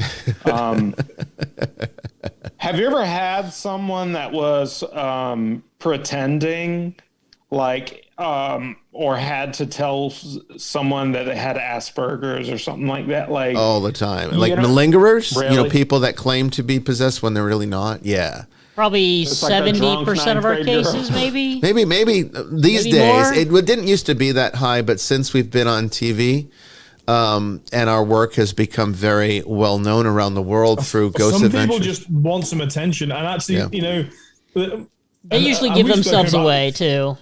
Well, we've spoken about this before, though. Right. That actually, although it can be irritating, and because it's a form of manipulation, even if they're not directly, they're not plotting it. They kind of believe it. But there is also, we are Christians, and if somebody is so in need of attention or fellowship that they'll go to that length, then that's also a crisis that the Christian church has something to offer. To say, the church is the place where you will find a community, no matter how or you ought to find a community no matter how hard you are to love. Because if you're in a church and you think, gosh, this is great, this church, there's no one that's that difficult, you're that one. So I see it both ways. Yes, it can be annoying in terms of taking up your time where you might be, because exorcism's a specific ministry that's not granted to everybody. Right. But at the same time, that's when you go, but actually we're part of the church here. And so this person is is lonely or has no friends or whatever it may be. They're the ones we have to love. Yeah. The ones hardest to love, they're the ones we have to love. I'm not very good at it. I'm no saint, but I know it's true. Yeah. That the ones that are easy to love, that's no challenge. That's easy. The ones most difficult to love are the ones we've got to love. And that was the ministry of Christ. It was the most unlovable people who he held close to his heart. Yeah. And dealing with clients that are in that kind of situation, one thing I've learned, and then, through being a police officer for so many years, you have to learn how to find a rapport with everybody, something in common you can connect with, and then maybe you can help steer them in the right direction. That's absolutely not, paranormal related. It's usually mental health or counseling or, so yeah, every case that comes in that I make contact with, most of it is malingerers. It is. Or people but you can't just tell them to pound sand and hang up the phone. You got to try and figure out a way to help them on their level. Sometimes it's people that don't know they're malingering too. Right. That's right. Yeah. I mean, a lot of times it's just people that are really very much confused, mentally disturbed in some way, and it manifests as don't have a good support base. And yes, usually it's a lack of support. Yeah. But yeah, I would say that these days, because of television and everything else, the number is quite high. I wonder if I know we're near the top of the hour, but I wonder if when we come back, we might talk about. I've got a story about a cursed object that I've had to deal with, but there's been several questions about what to do with them. And okay. So I'm sitting on one from Laura. I'm happy to talk about the one I encountered. Well, one of the ones I've encountered and what I did with it, and I'm sure we've got plenty of stories. Yeah. Okay. Well, let's take our break right now because we're close enough. And we will come back here in a moment and continue with a story from Father Chris about a cursed object. And then we'll deal with how you resolve this. How do you get rid of it? What's the proper way to dispose of it? And then we'll come back to Tony's questions with more, answers. Are they answers or are they just like... They've become discussions. Propositions. Thoughts and discussion points. When we come back after this.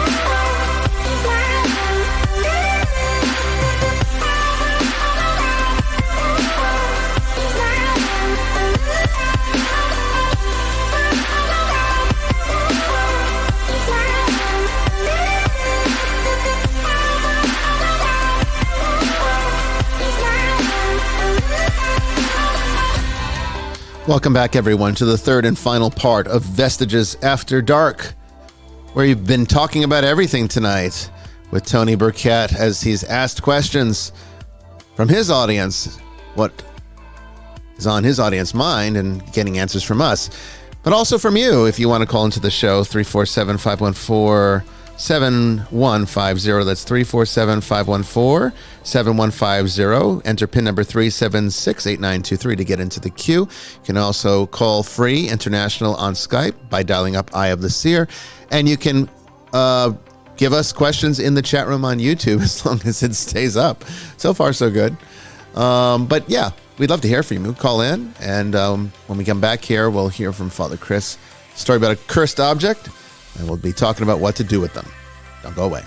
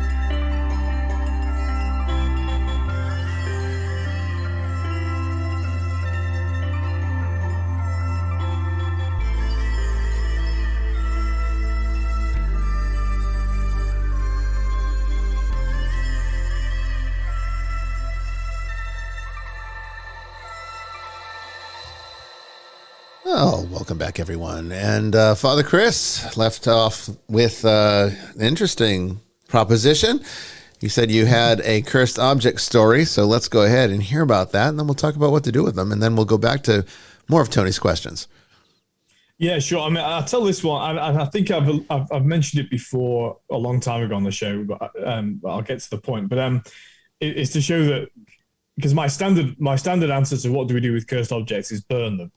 But this is a case where there was a history of, this was a grown woman, but when she was a child, there was involvement with black magic, with occultism, which was done by her parents, and it presented as having issues in the house, kind of spiritual attacks in the night and what have you.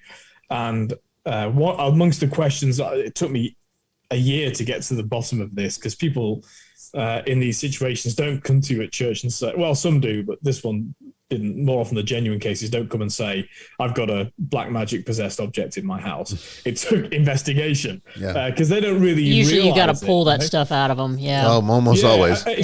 It's partly because they don't know, and especially in this case. So anyway, after all of this, finding this out, I said, is there anything in this house that was present, and this was in a different part of the world, that was present when this took place? And she said yes, and it was an icon of the Last Supper. Oh, wow. Oh, my. And so that was the only object in the house that was present there. And I thought, well, this is something we can't ignore. Just because it's an icon of Christ doesn't mean that it can't have some attachment. It could be defiled. I mean, you could defile a religious object. You can commit sacrilege. It happens. And it's almost the best thing for the devil, right? Because the dark force is hiding in something which appears to be Christian and good and all the rest of it. And so now, obviously, you can burn icons. That's okay. That's a way. In fact, that's the proper way to get rid of blessed objects, is to burn them. Holy trash goes in the fire. That's how. That's bury him, right? But I didn't want to do that in this case. So, in fact, what I did was celebrated a mass in the house. I put the corporal on top of the icon for the celebration of the Mass. I blessed it first with holy water. Celebrated the Mass on the icon during the Mass. Then blessed the house and essentially reconsecrated the icon with holy oil at the end of it, and obviously had it put back in place, but now in a place where it was to be venerated for the purpose of adoring God. In that case, I thought that was the right approach. It did, by the way, that the problem ceased thereafter, because that's also a test. You see, I just thought by completely the forces of darkness had inverted that object of goodness into something that was a source of problem. Yeah, it probably didn't have like a demonic attachment. It probably had, like you said, an inversion of its purpose.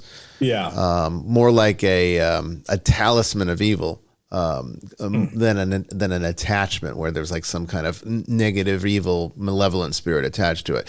So there's different ways that we would handle this. Now, I just have a sort of flat protocol that sort of covers all the possibilities with the exception of a few things. And I can talk about that very quickly. Essentially, when I do not recommend that people who feel that they have a cursed object that has an attachment, I do not recommend they throw it into the fire. And there's reasons for that. Because it's worth money.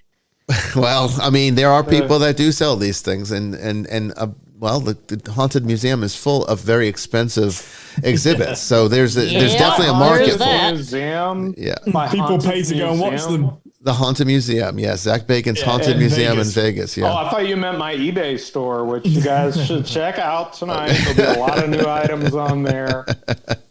Well, there you go.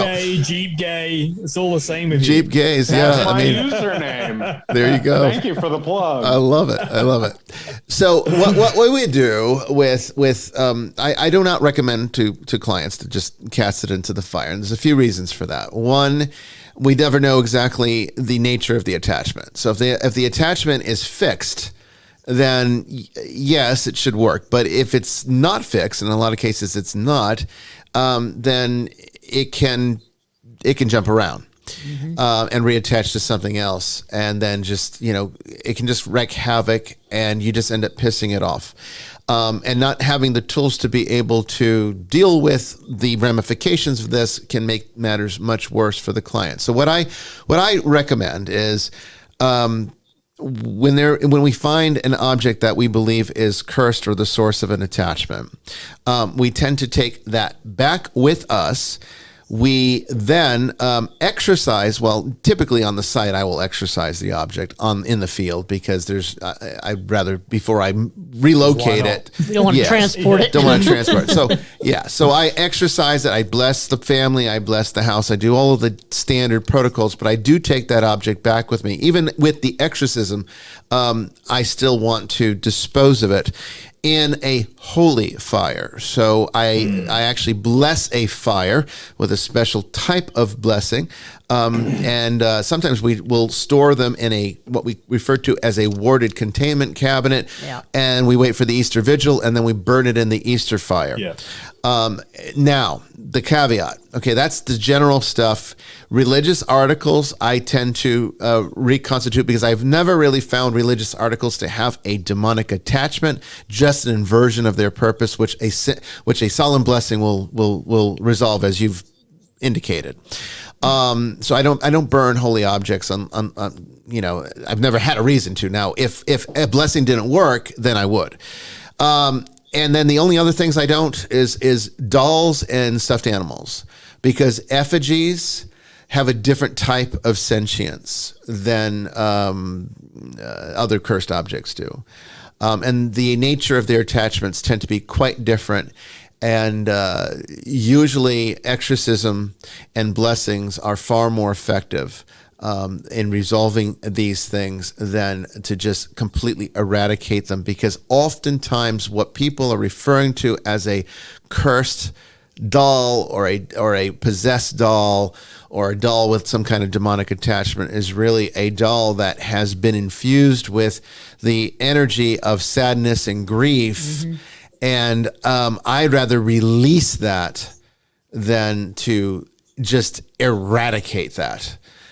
So for me, I don't ever destroy stuffed animals and things that were loved or were loved by a child. I never destroy that. I always, what I do is, with dolls, I exercise them and I send them to Zach. That's what I do with dolls. And then he just puts them in that doll room. He's got enough of them there. I mean, I don't even know if you'd even notice which one was the ones that I've sent, but I mean, they're in there somewhere. There's a lot in there. There's a lot in there. Is there a common thread, or is there ever like it's one item that you've seen more than the other? You're like bullet blenders, or just always Dolls. have the devil. Dolls are the big one. Dolls. Really? But it's not. Why do you think that is? Because children, because they're special to children, and I knew you were treat gonna them as say real. that. children treat them as real, so they Think become of it, real. yeah, they treat them as real. They can give them comfort in times of trauma. And what happens is because we put so much love is one of the more powerful acts of creation. Understand that, we are creatures of creation. We're made in God's image. That doesn't mean he looks like us. I say this all the time. I feel like a broken record, but there's always someone new listening. So I always try to repeat myself for those that have never heard me say this before. We are made in God's image. The scriptures make that clear, but that does not mean he looks like us. It means that we have the nature of creation within us. We have the power to create. We are of that same substance. And there, we see it in the fact that we can reproduce. Well, look at everything we do, from technology to societies. We're always creating things, building things. That's our nature, not to destroy, which is contrary. And that's why destruction is actually war and things like this are upsetting to people, because it's not our nature to be involved in things like that. Our nature is to actually build things up, not tear things down. Now, that being said, love is one of the tools of creation, because that's one of the essential aspects of God's nature. And it's how we create children, well, ideally, if it's done properly, it's done in a loving relationship, right? So, love is one of the more powerful forces of creation. And so children love their stuffed animals. They love their dolls, and they put a lot of energy into them. But guess what happens? They treat it like it's real. Eventually, it forms an effigy thought form. And this is a special kind of thought form. Witches have been doing this for hundreds of years, creating effigies that are infused with a particular type of helper spirit that can help them do things. This is essentially what a child's doing with a doll, but instead of making them help them with some kind of task, they're helping them to have something to nurture, to sort of participate in life and pretend and learn about the world through play, which is an essential part of what children need to do to grow up into healthy adults. They need that kind of experience. But what happens when they grow up into adults? Well, the doll becomes less important, and eventually it's not getting loved anymore. But it received so much of that energy all those years that it became real. I mean, it is sentient. All things are sentient, but this is a particular type of inorganic sentience that becomes usually very sad, and oftentimes very vindictive, because it's angry that it's no longer being loved. And that's what doll attachments almost always are, which is why I don't destroy the dolls. I set the energy free. And then I send the doll to Zach so that they will be forever safe there at the museum. But that's really what it is. So dolls are the big one. Now, if you're asking what's a common object for genuinely demonic attached objects, it could be anything. Clothing, furniture, as we What's talked the about. craziest thing you've seen? Craziest thing I've seen. Well, Ouija boards are a big one. The icon, because it's the last. That thing is you look crazy. for. Yeah. That one's a. That is crazy, but Ouija boards are probably a big one. Yeah. But what would you say is the That's craziest too one? on we've the seen? nose. I mean, It is. sometimes. What was that? What would be something that's mean- really wild? Like, can you think of one that was just like not expected? Jewelry's a big one. Jewelry's a big one. I know we've had several cases where we thought it was one particular item, but then through we had a local case where it ended up being a jacket belonging to the deceased father. Yeah, and it was just his spirit, though. Right. It wasn't demonic. No, and the same thing. Yeah. And the same thing with ashes. The smaller the worse. Like if a cursed object's really small, it's hard to find. Yes, yeah, and it can especially if it's jewelry or an earring or a ring. Rings are good. Really trying Rings are a good to, one. Yeah. I mean, I shouldn't say this really, give people ideas, but if somebody's really trying to affect somebody else using dark forms, then the smaller the thing, the better. So let's say, satanic ritual objects, like things that were in satanic rituals, are a big one for attachments, things like that. Knives. So let's say that you have a watch that has something attached to it, and you figure this out, and you throw it off of a bridge into the water. As whatever's attached to it just live in the water now? Well, that's the next best thing to burning, because water actually does have a cleansing effect. Spiritual energy moves through water. Washing, yeah. And so when an object, and I tell people this, if you can't send an object to me, don't burn it. If you can, if it's a small object, toss it into a large body of water, preferably the ocean, but even a lake would do. And that is to just sort of let it, the spiritual energy will dissipate in the water. Spiritual energy moves through the water, particularly running water is the best. We'll find a shark and then get in casting ashes in the waters. Pretty important. Yeah, I mean, and that's the other one. Another big attachment object is ashes. People leaving ashes in their house, and we've talked about that to death, about how dangerous that can be. But yeah, it's spreading the ashes. Oh yeah, it's awful. It's a terrible thing to do. And now people are making jewelry out of them and things like that. So a lot of our cases, a large number of genuine cases, when we go to a case and we find like that 30% that's not malingering or something. You just want to walk in the door. Okay, where are the ashes at? And then it's almost always it's like, do you have ashes in this house? Yeah, grandma's over there. It's like, okay, well, there we go. Grandma's over there. Fido's over here. Goldfish is over there. On average, solved. On average, how long does it take you to figure out what's going on? Where you're like, all right, this is what's happening. Like, I'd say about 2 hours. 2 hours gives us depending on the interview. Yeah, we do an extensive interview, which gives me usually most of the information I need, and then I will do a small investigation myself to sort of confirm my suspicions if necessary. A lot of times it's not, because it's just getting to a point now where we're starting to see repeat patterns. And those patterns almost always lead. In fact, they do, not almost. They always lead to the same conclusion when that pattern starts. So when we see the pattern, we just immediately go to that direction, and it typically fixes the issue. It's this gold watch. It's definitely this gold watch. I'm gonna just take that with us. Get it out of here. Get it out. And I mean, just get it exercised and see if that resolves it. If it doesn't, well, that's when you need to start looking at. I'll just. Oh, you could sell it on eBay, I guess. or not, or at the pawn shop, But it's definitely your gold watch.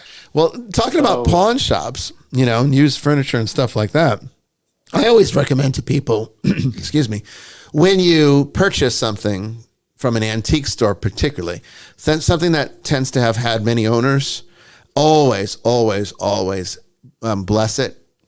Either get it blessed. If it's a small object, bring it to your priest and have him bless it. If it's an object that's too large, these days, I'm not sure a lot of priests are doing home blessings as much as they used to. Yeah, but they should be. They should be doing annual blessings. They should. They should, but they don't typically, Father, anymore. I mean, it's not just COVID, sadly. It's just that they don't do it.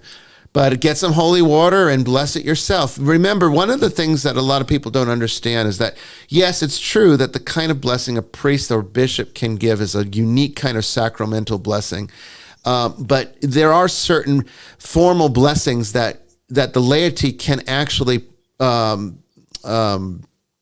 perform and confer under certain circumstances. And the owner of a house or the owner of an object has the ability to offer a basic blessing on those things. A parent can bless a child, for example.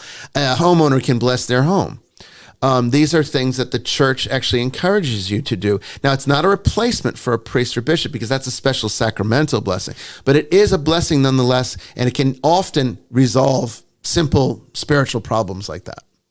Can you bless a condo that you're renting? Yes. Because you need to, because it's had multiple people living because it there. is your domicile, Yeah. and that you do have the control. hotel room I'm staying in. Yeah. Really? Yeah. Well, that actually brings me to a question. Okay. A fella online named Boris Merkin had his top 5 last names. I would change it if that was mine. You know what a Merkin is? I do know what a Merkin is. Pubic hair wig. So popular in the porn industry in the 70s.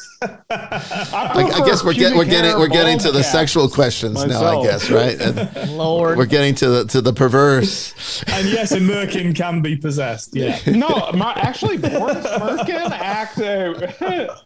Boris Merkin, go figure, asked. We're beating around the bush again. oh, for Christ's sake. Boris asked a normal question. He was one of the only people online that asked a normal question. He said, do you use commercially available holy water or do you make your own? You want me to just we make our own. I think you can answer that one. Yeah. Why would you spend the money? Commercially available holy water is an oxymoron. Yeah. Anyone selling it is not. In fact, Run it down can't to be Walmart done. and grab some out of the Let me garden actually section. cover that. Let me cover that. You cannot have commercially available holy water because as soon as you sell a blessed object, it loses its blessing. Yeah.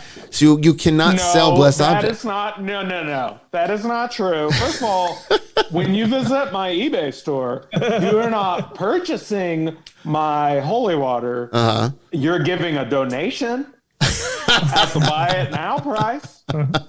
But that's a donation. To who? That is not to me. Oh, that wouldn't work. Now, if you're collecting these things, if you're putting like blessed objects, making them available, and saying that this is a gift that you're giving for a gift or a pledge, you first of all can't specify what that is. You'd have to be able to.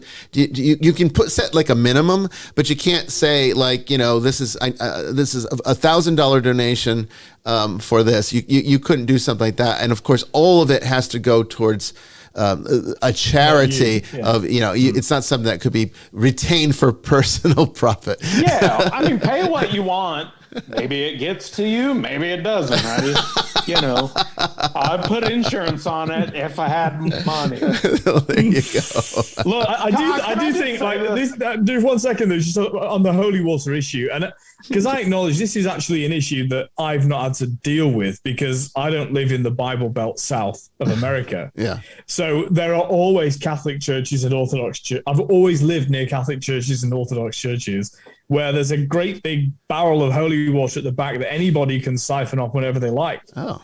So it's freely available. Like, it's just, it's not something that you'd ever have to consider purchasing because it's readily available. Well, I mean, even in the US. Having been to Georgia, I mean, there aren't many Catholic churches there. There are. Well, I mean, you have to know where to find them. They are all over, but I had to go find mine. But you have to go find. You have a funny story about that. We'll have her tell in a minute. Times. But I mean, all Roman Catholic churches are supposed to make this available. I mean, I know that some of it was restricted during COVID. They weren't having the fonts open and stuff like that. But that should be over with now. So you should be able to go into any Roman Catholic church with a empty vessel, go in and fill it up yourself. That is, you might have to go during open hours because a lot of churches don't stay open all day anymore. But as long as you go, you should be able to get it. Now, Jamie has this fantastic story. I've told it a couple of times. Yeah, tell it again. I'm sure not everyone's heard it. This is in her early days. She 2016, I think. Yeah, and she was going on a case, right? One of your first cases. We were going on my first case with you, and I didn't have a kit yet. That's right. We didn't provide because it was kind of like you came in and then we got like a case right away. Right. Yeah. So we didn't have time to prepare you. At the time, I was working a bomb dog, so I'm all tactical gear out, coming in with a black patrol car, dog in the back, full uniform, right? Bomb detection dog, all the stuff, the sexy BDUs and thigh rig and all that stuff, leash around my chest, working a dog. And I pull into a Catholic church, never been there before, but it's on the way home. And I'm kind of in a hurry because I got stuff to do. And I can be pretty aggressive looking when I'm in the zone. Oh, yeah, yeah. I pull in, get out of the car, run inside, hobble inside, and immediately see the font. And I'm like, crap, I don't have anything to put it in. So this nice lady comes down the hallway, and she's like, officer, can I help you? And I'm like, yes, ma'am, I need holy water. And she's like, is everything okay? I'm like, is everything okay, officer? Yes, everything's fine. I just need to get a vial of holy water. And so she goes into the craft room of the church, starts dumping out these glitter and everything else. And she's like, will this work? I'm like, yes, thank you. So I grab it from her. I go up, I kneel real quick, Aminos Dominoes, and I'm putting it in there and capping it off. I'm like, thanks a bunch, appreciate it. She's like, okay. Not thinking that she's probably horrified that this police officer runs in like she's fighting a demon somewhere. Yeah. I was just in a hurry. It's like, I need holy water right now. Right, that's pretty much what I said. Is everything okay? Yeah. She was like, so what's going on? I'm like, no. I just need holy water. We should have both worn our cassocks and run into the gun range saying, right, we need to get on that range quick. I still have my cassock. That's an idea. There you go. We can have fun with those guys. I'm telling you. Yeah. We could really confuse them. We could go one day in police uniform and the next day as clerics. Well, walk in together and be like, hey, the Winchesters are expecting us. Let's get a couple of rounds That's in. what it kind of reminds me of. It's like a scene out of Paranormal, what you did there. It's Supernatural. Like, Supernatural, Supernatural. All right, what's our next question? Well, I just want to say this. Okay. A shameless self-promotion real quick. Yeah, I have go a ahead. podcast called Good Morning Jonestown. We're just doing Patreon episodes right now. And I have a Substack page where I do a real lo-fi podcast where I read trending news articles and just kind of riff on them. Okay. There is no way I'll be able to finish my story about how I knew the lady next door was possessed by a demon, 100%. But if you go to my Substack or the Patreon, on the next Patreon episode or my Substack tomorrow, I will tell that story. The whole story. Okay. So how do we find it? What's the direct? Do you have like the direct link to it, or is it just TonyBurkett.substack.com? Okay. Or patreon.com/goodmorningjonestown. Good Morning Jonestown. Okay. The next question. There's so much sexual stuff. No, that's fine. We can handle it. Do you charge people money to do exorcisms? No. It's considered to be a sacramental of the church, so it's a spiritual action, and you cannot. It's simony to charge for spiritual actions. Now, I figured you could charge for an investigation because that's not necessarily a spiritual action, in the sense that you could hire a team, and if this became a professional team in which you had to employ people or support an organization that assisted the church with investigating so that the priests knew where to go so they don't waste their limited time, you could charge for investigations. We currently do not. We're toying with the idea of maybe opening a larger demonology program that would have a fee attached to it, but the resolutions have to be free. That's what I figured, and I understand you hate to charge for something like that, but I feel as far as things having value, that has a lot, like getting a demon out of somebody. Well, you'd like your treasures in heaven, where moth nor scale. Yeah. Yeah, I got bills on earth. Well, the church does too, and see that's one of the conflicts. We ain't getting nothing for free. I mean, you definitely get it on the back end. I would assume after I'd rather get it there. Yeah. I mean, I would assume at the end of doing the ceremony and everything's good, you would wrap it up with hope to see you in church on Sunday. We did. We used to do that, and no one. Maybe they'd show up one time, but never again. And donations were always far and few between. Well, What I think we should do, and I'm down to help with this, and if I can make this happen, like I'm definitely going to get a cut. But I feel like we could get insurance to pay for this, like legitimately, because like in a lot of cases, I'm sure there's been a demon-possessed person who died going to therapy, like of old age, because insurance will pay for that happily. And you can go to a therapist for 50 years and they're not going to be like, I think that you have a demon in you and should pursue maybe that avenue. Like at no point are they they'll just keep taking that money. Like I find that they will agree with you to get your money. But I mean, out the gate, you're a doctor.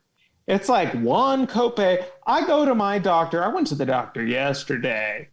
And I pay a $5 copay, which means my insurance probably paid $4,000 for me to be there and be like, my hair hurts. And he's like, I'm not giving you pain pills. And I'm like, we'll try this again in 3 months then, I guess. You know, it's just a series of lies to get Xanax or something like that. And they pay for that happily. Like you're a doctor. You're doing real healings. Like, I don't see why insurance isn't like, putting people in your care and then sending them to a therapist. It's because there's no medical coding for it. And well, we got to work on that. And I'm down to do the legwork. You just got to give me a handsome. Well, what would need to happen? And actually, you bring up a serious point. You know, I know it's a little. Yeah. Serious. I mean, no, you do bring up a serious point. Like I've said this story before. I'll say it again. My abnormal psychology professor in undergraduate school, you know, this was back in the days when I had left the church. I hadn't discovered Buddhism yet. So I was kind of in one of my agnostic phases. And so I was kind of just like out on religion. I was burnt out from having, you know, been in seminary and having done, I really just didn't want to do anything religion.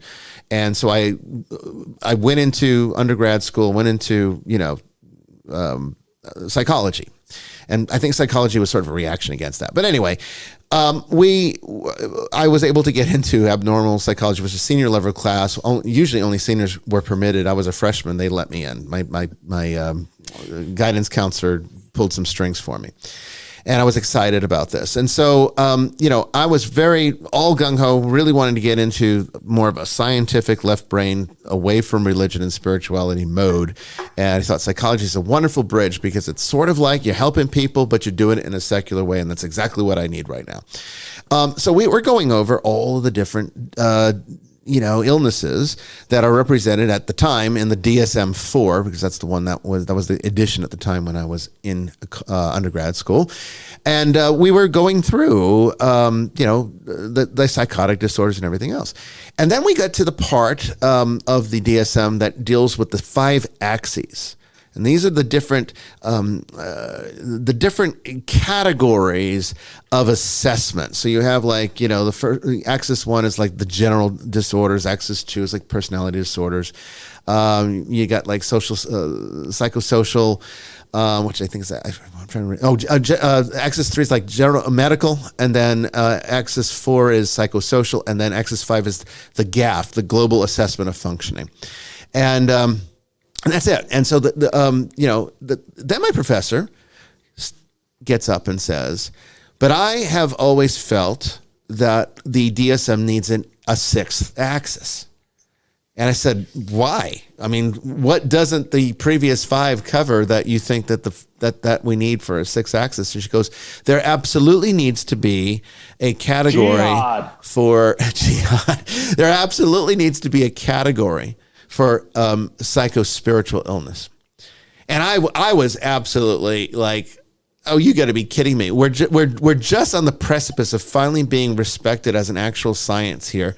And you're going to go set us back to the dark ages with talk like that. And of course, you know, all these years later, I look back and be like, I'm putting my foot in my mouth, you know, eating my words, because clearly she was right. We do need a category for this. And we get a lot more than people can even imagine. We get a lot of cases from psychologists who have patients that exhibit symptoms that they don't know how to deal with and can only explain as some kind of a demonic event. And so there's absolutely the need for it. Whether or not you could ever get the APA to create a code for psycho-spiritual illness is another question. But until there is a code, insurance will never pay for it. I think we've reached the point where a lot of psychologists, psychiatrists. I mean, I have a very good friend who's a psychiatrist and useful in this ministry. They will, in fact. I mean, she is a Christian, but there are even secular atheistic psychologists will acknowledge the psychological benefit of exorcism. They don't believe what we believe, but they say, well, if a person believes this within their culture and they believe that this is a cultural, it could work. Well, it's like self-fulfilling prophecy is how they look at it. Then psychologically it's helpful. It's and a placebo. valuable. Yeah, it's a placebo effect to them. Yeah. Yeah. But I mean, obviously we don't believe that. No. But what I'm saying is it's even acceptable for non-believing psychologists to value the effectiveness of exorcism, even if they're wrong. All right. Right. And see, that's the challenge to all this is that every psychotherapist, who has even remotely a spiritual center cannot deny the fact, unless they're completely lying to themselves, that they have had clients that do not fall into the traditional categories of mental illness, that there's something else going on there, another element. One psychologist once wrote to us and wanted us to assess her client. She wouldn't the client didn't want to see us, so there's nothing that she could do. But she said her eyes turned completely black during a psychotherapy session. Now, this is a PhD, it scared her. Yeah. And the story was kind of interesting because it's a theme that we've seen before. It comes up from time to time, and it's one that's a bit disturbing because it kind of falls into the realm, the shadow realm of the conspiracy theory with like QAnon and Pizzagate. But the fact of the matter is there seems to be something to it because we've had several cases over the years where people have reached out to us, sometimes psychologists reaching out to us and telling us that they have had clients or they know someone that is a adopted child of an A-list celebrity that was adopted for the purposes of being put through satanic pedophile rituals, and that now that they're grown up, they have no use for them, and so they have all these traumas and problems to sort through. It's more than a disproportionate number of cases have come in about this theme. I think even Hellier with the Newkirks we're talking to some guy in one episode that was discussing this very thing. They did touch on it, and they very quickly is like, they didn't want, that's above our pay grade. We're not here for that. They didn't want to go any further with it because it's understandable. But it's something. But I want to say this information came while they were under hypnosis too, if I'm not mistaken. And some of them, of those cases, I mean, it's and in hypnosis, that's a controversial thing in and of itself. Recovered memory's a real nightmare. Yeah. I think this is what they're talking about. As far as like ritual abuse and stuff like that goes, and making people disassociate, a lot of people have trouble understanding what that is. And literally everyone does it every single day whenever you drive to work and don't remember getting there. Yes. Yeah. You know what I mean? That's what it is. Yeah, it is. That is a disassociation. We're actually, it's natural to us. Right. Yeah. And I don't know. We have a Good Morning Jonestown, one of our Halloween episodes, it's a comedy show, don't get me wrong. Right. But in hindsight, it was like we literally, all of the famous movie monsters, like we figured out what societally what they are. You know what I mean? Yeah. And my co-host was like, zombies is literally just people looking at their phones. Yeah. But vampirism, and I said this earlier on the show, that's pedophilia, man. I think that's where the whole legend of vampires comes from, because feeding off of people. people who are touched end up touching. It's like a you know. Well, like we ought to be very careful on that stat. Well, I don't mean across the board. I don't mean it's true to say that a lot of people who have been touched then touch. There is a cycle. The vast majority of people who were touched do not do that. Sure, I'm saying statistically, when you find most people who touch, that's because that was done to them. Certainly not everyone, you know. No, it is kind of. I understand what you're saying. It's rather rare to find a pedophile that hadn't been abused himself. Or herself. Yeah. That's true. That's true. But most survivors do not. Most survivors do not convert and become. And again, that's just basic maths. Because if that was the case, we'd all be abusing everybody. So, but it's the ultimate situation of like, there's a turn of phrase that you hear all the time, and it's rarely used correctly. And that's what's gotten into you, you know? Well. But no one ever uses that correctly. But there's certain situations where people's behavior, it fits. And no one ever says that. Like people like that. And that's hand in glove with you know, Christian teaching, which is to say that if you commit acts of grave sin, you open yourself up to evil. Yes. You know, the it's not to say, you know, I mean, this kind of relationship between works and faith is one that, you know, has had Christians arguing with one another for years, but thousands of years. But I don't think any of us argue that if you open yourself up to grave sin, that's an obvious occasion for losing your soul, you know? Because it breaks open your armor. Things. I don't mean trivial things. I mean, murder, feel like rape. I mean those things, you know? See, I feel like, and you guys are the professionals, I'm certainly not, but I feel like we live in a culture and society where people are opening themselves up to stuff when they're on autopilot. You know, I feel like 95% of our lives we're opening ourselves up to people. You know, 95% of the advertising you see is black magic. You know, even the way they set up a grocery store with the end caps and stuff, that's a form of magic. I think that most stuff around us opens you up to letting a darkness in. I feel like you're open more than you're closed, and not even by a decision. I mean, you're not, but I feel like that the world has gotten to where. Well, it's the numbing of society, and that opens you up to darker things if you don't know how to protect yourself, or don't even realize it's happening to you.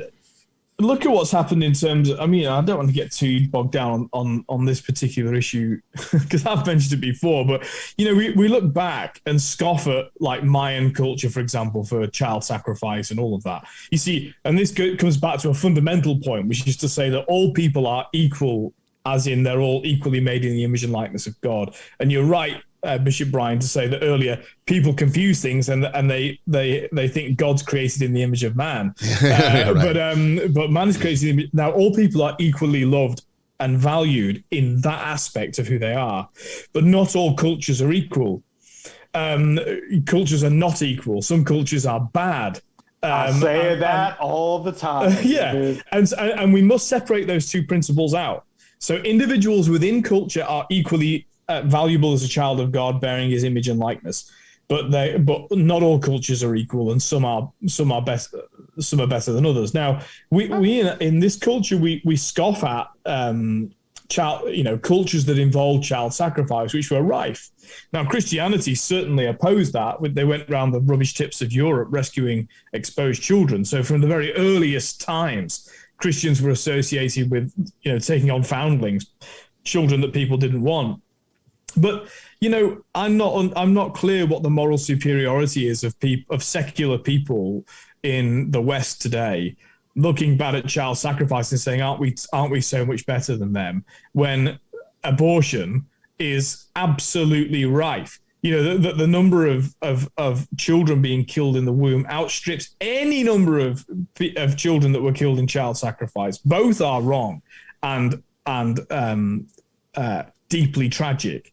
But this idea that the secular culture is some enlightened, wonderful place, I can't agree. I really think that we're going to eventually reach a point. My prediction is we will reach a point. See, I sometimes talk like a cynic, but I'm actually quite positive. You enjoy life. I think people should know that about you. I would too. Have you seen his meals? Paranormal.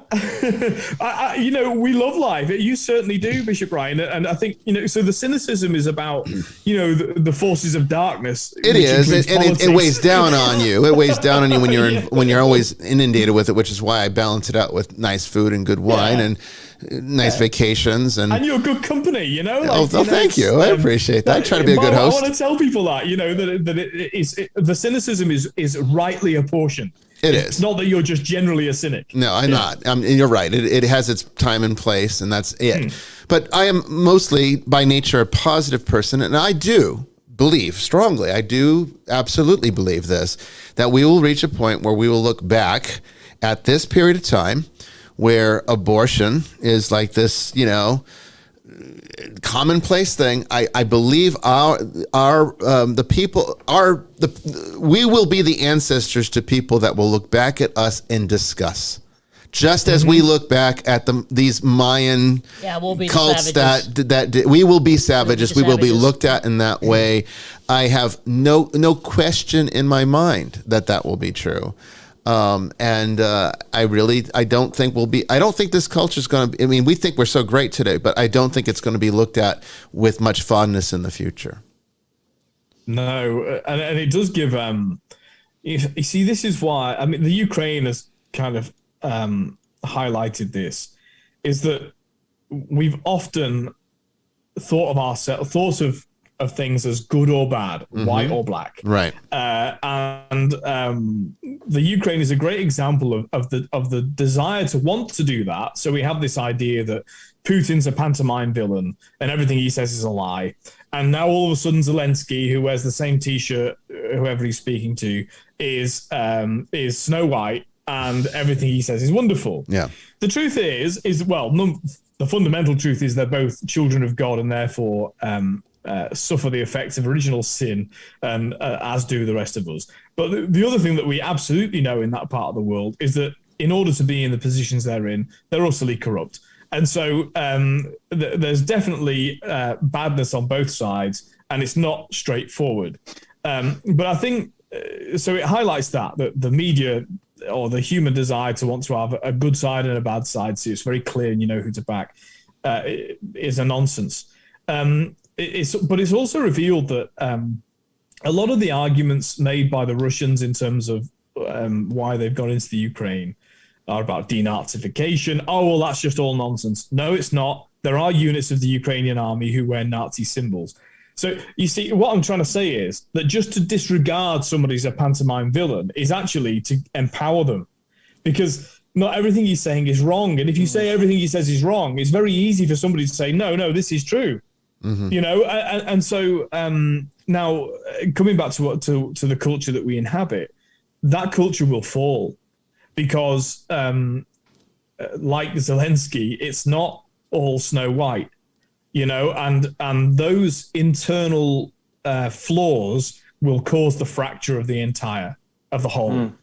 It always has. I think that America, I think we've had like a couple generations that haven't really had to fight for, if my grandfather, who was in World War II on a ship and saw all of his friends die, could see where we're at now, he'd be disgusted. Like, we haven't had several generations in a row that haven't really had to fight for the fundamental, like, what is America type of stuff. And now we've had it so easy that we're focusing on things that don't really matter. And I think that we've forgotten that it's Game of Thrones out there. Like, other countries aren't worried. They're worried about power. And, the fundamental problem is that history isn't taught. And not real history. Why that's why we end up in this vagueness of Rousseauian nonsense that somehow, the noble savage, everyone was wonderful before this terrible, evil Christian culture came and destroyed it all. Yeah. Which is just laughable if you read anything not written, post 1990 nonsense. That it's not true. My church history teacher at Oxford, she always said, and she was a beautiful human being. I find historians tend to be more understanding. She said, we must always look back in history through the lens of love. Yes. That's how you avoid the hubristic nonsense that says, oh, well, these primitive, stupid people that came before me. So I'll sit in judgment of Chaucer or Shakespeare over the English language. Really? And so we must always look back with respect, actually. Not with blind, acceptance. That's not certainly not what should be done, but with respect and with humility. Just as we should look at the cultures that blossomed into the freest places to live we've ever known. Not to say they're perfect, but we ought to have the humility to say there was some kernel of goodness in there, or that kernel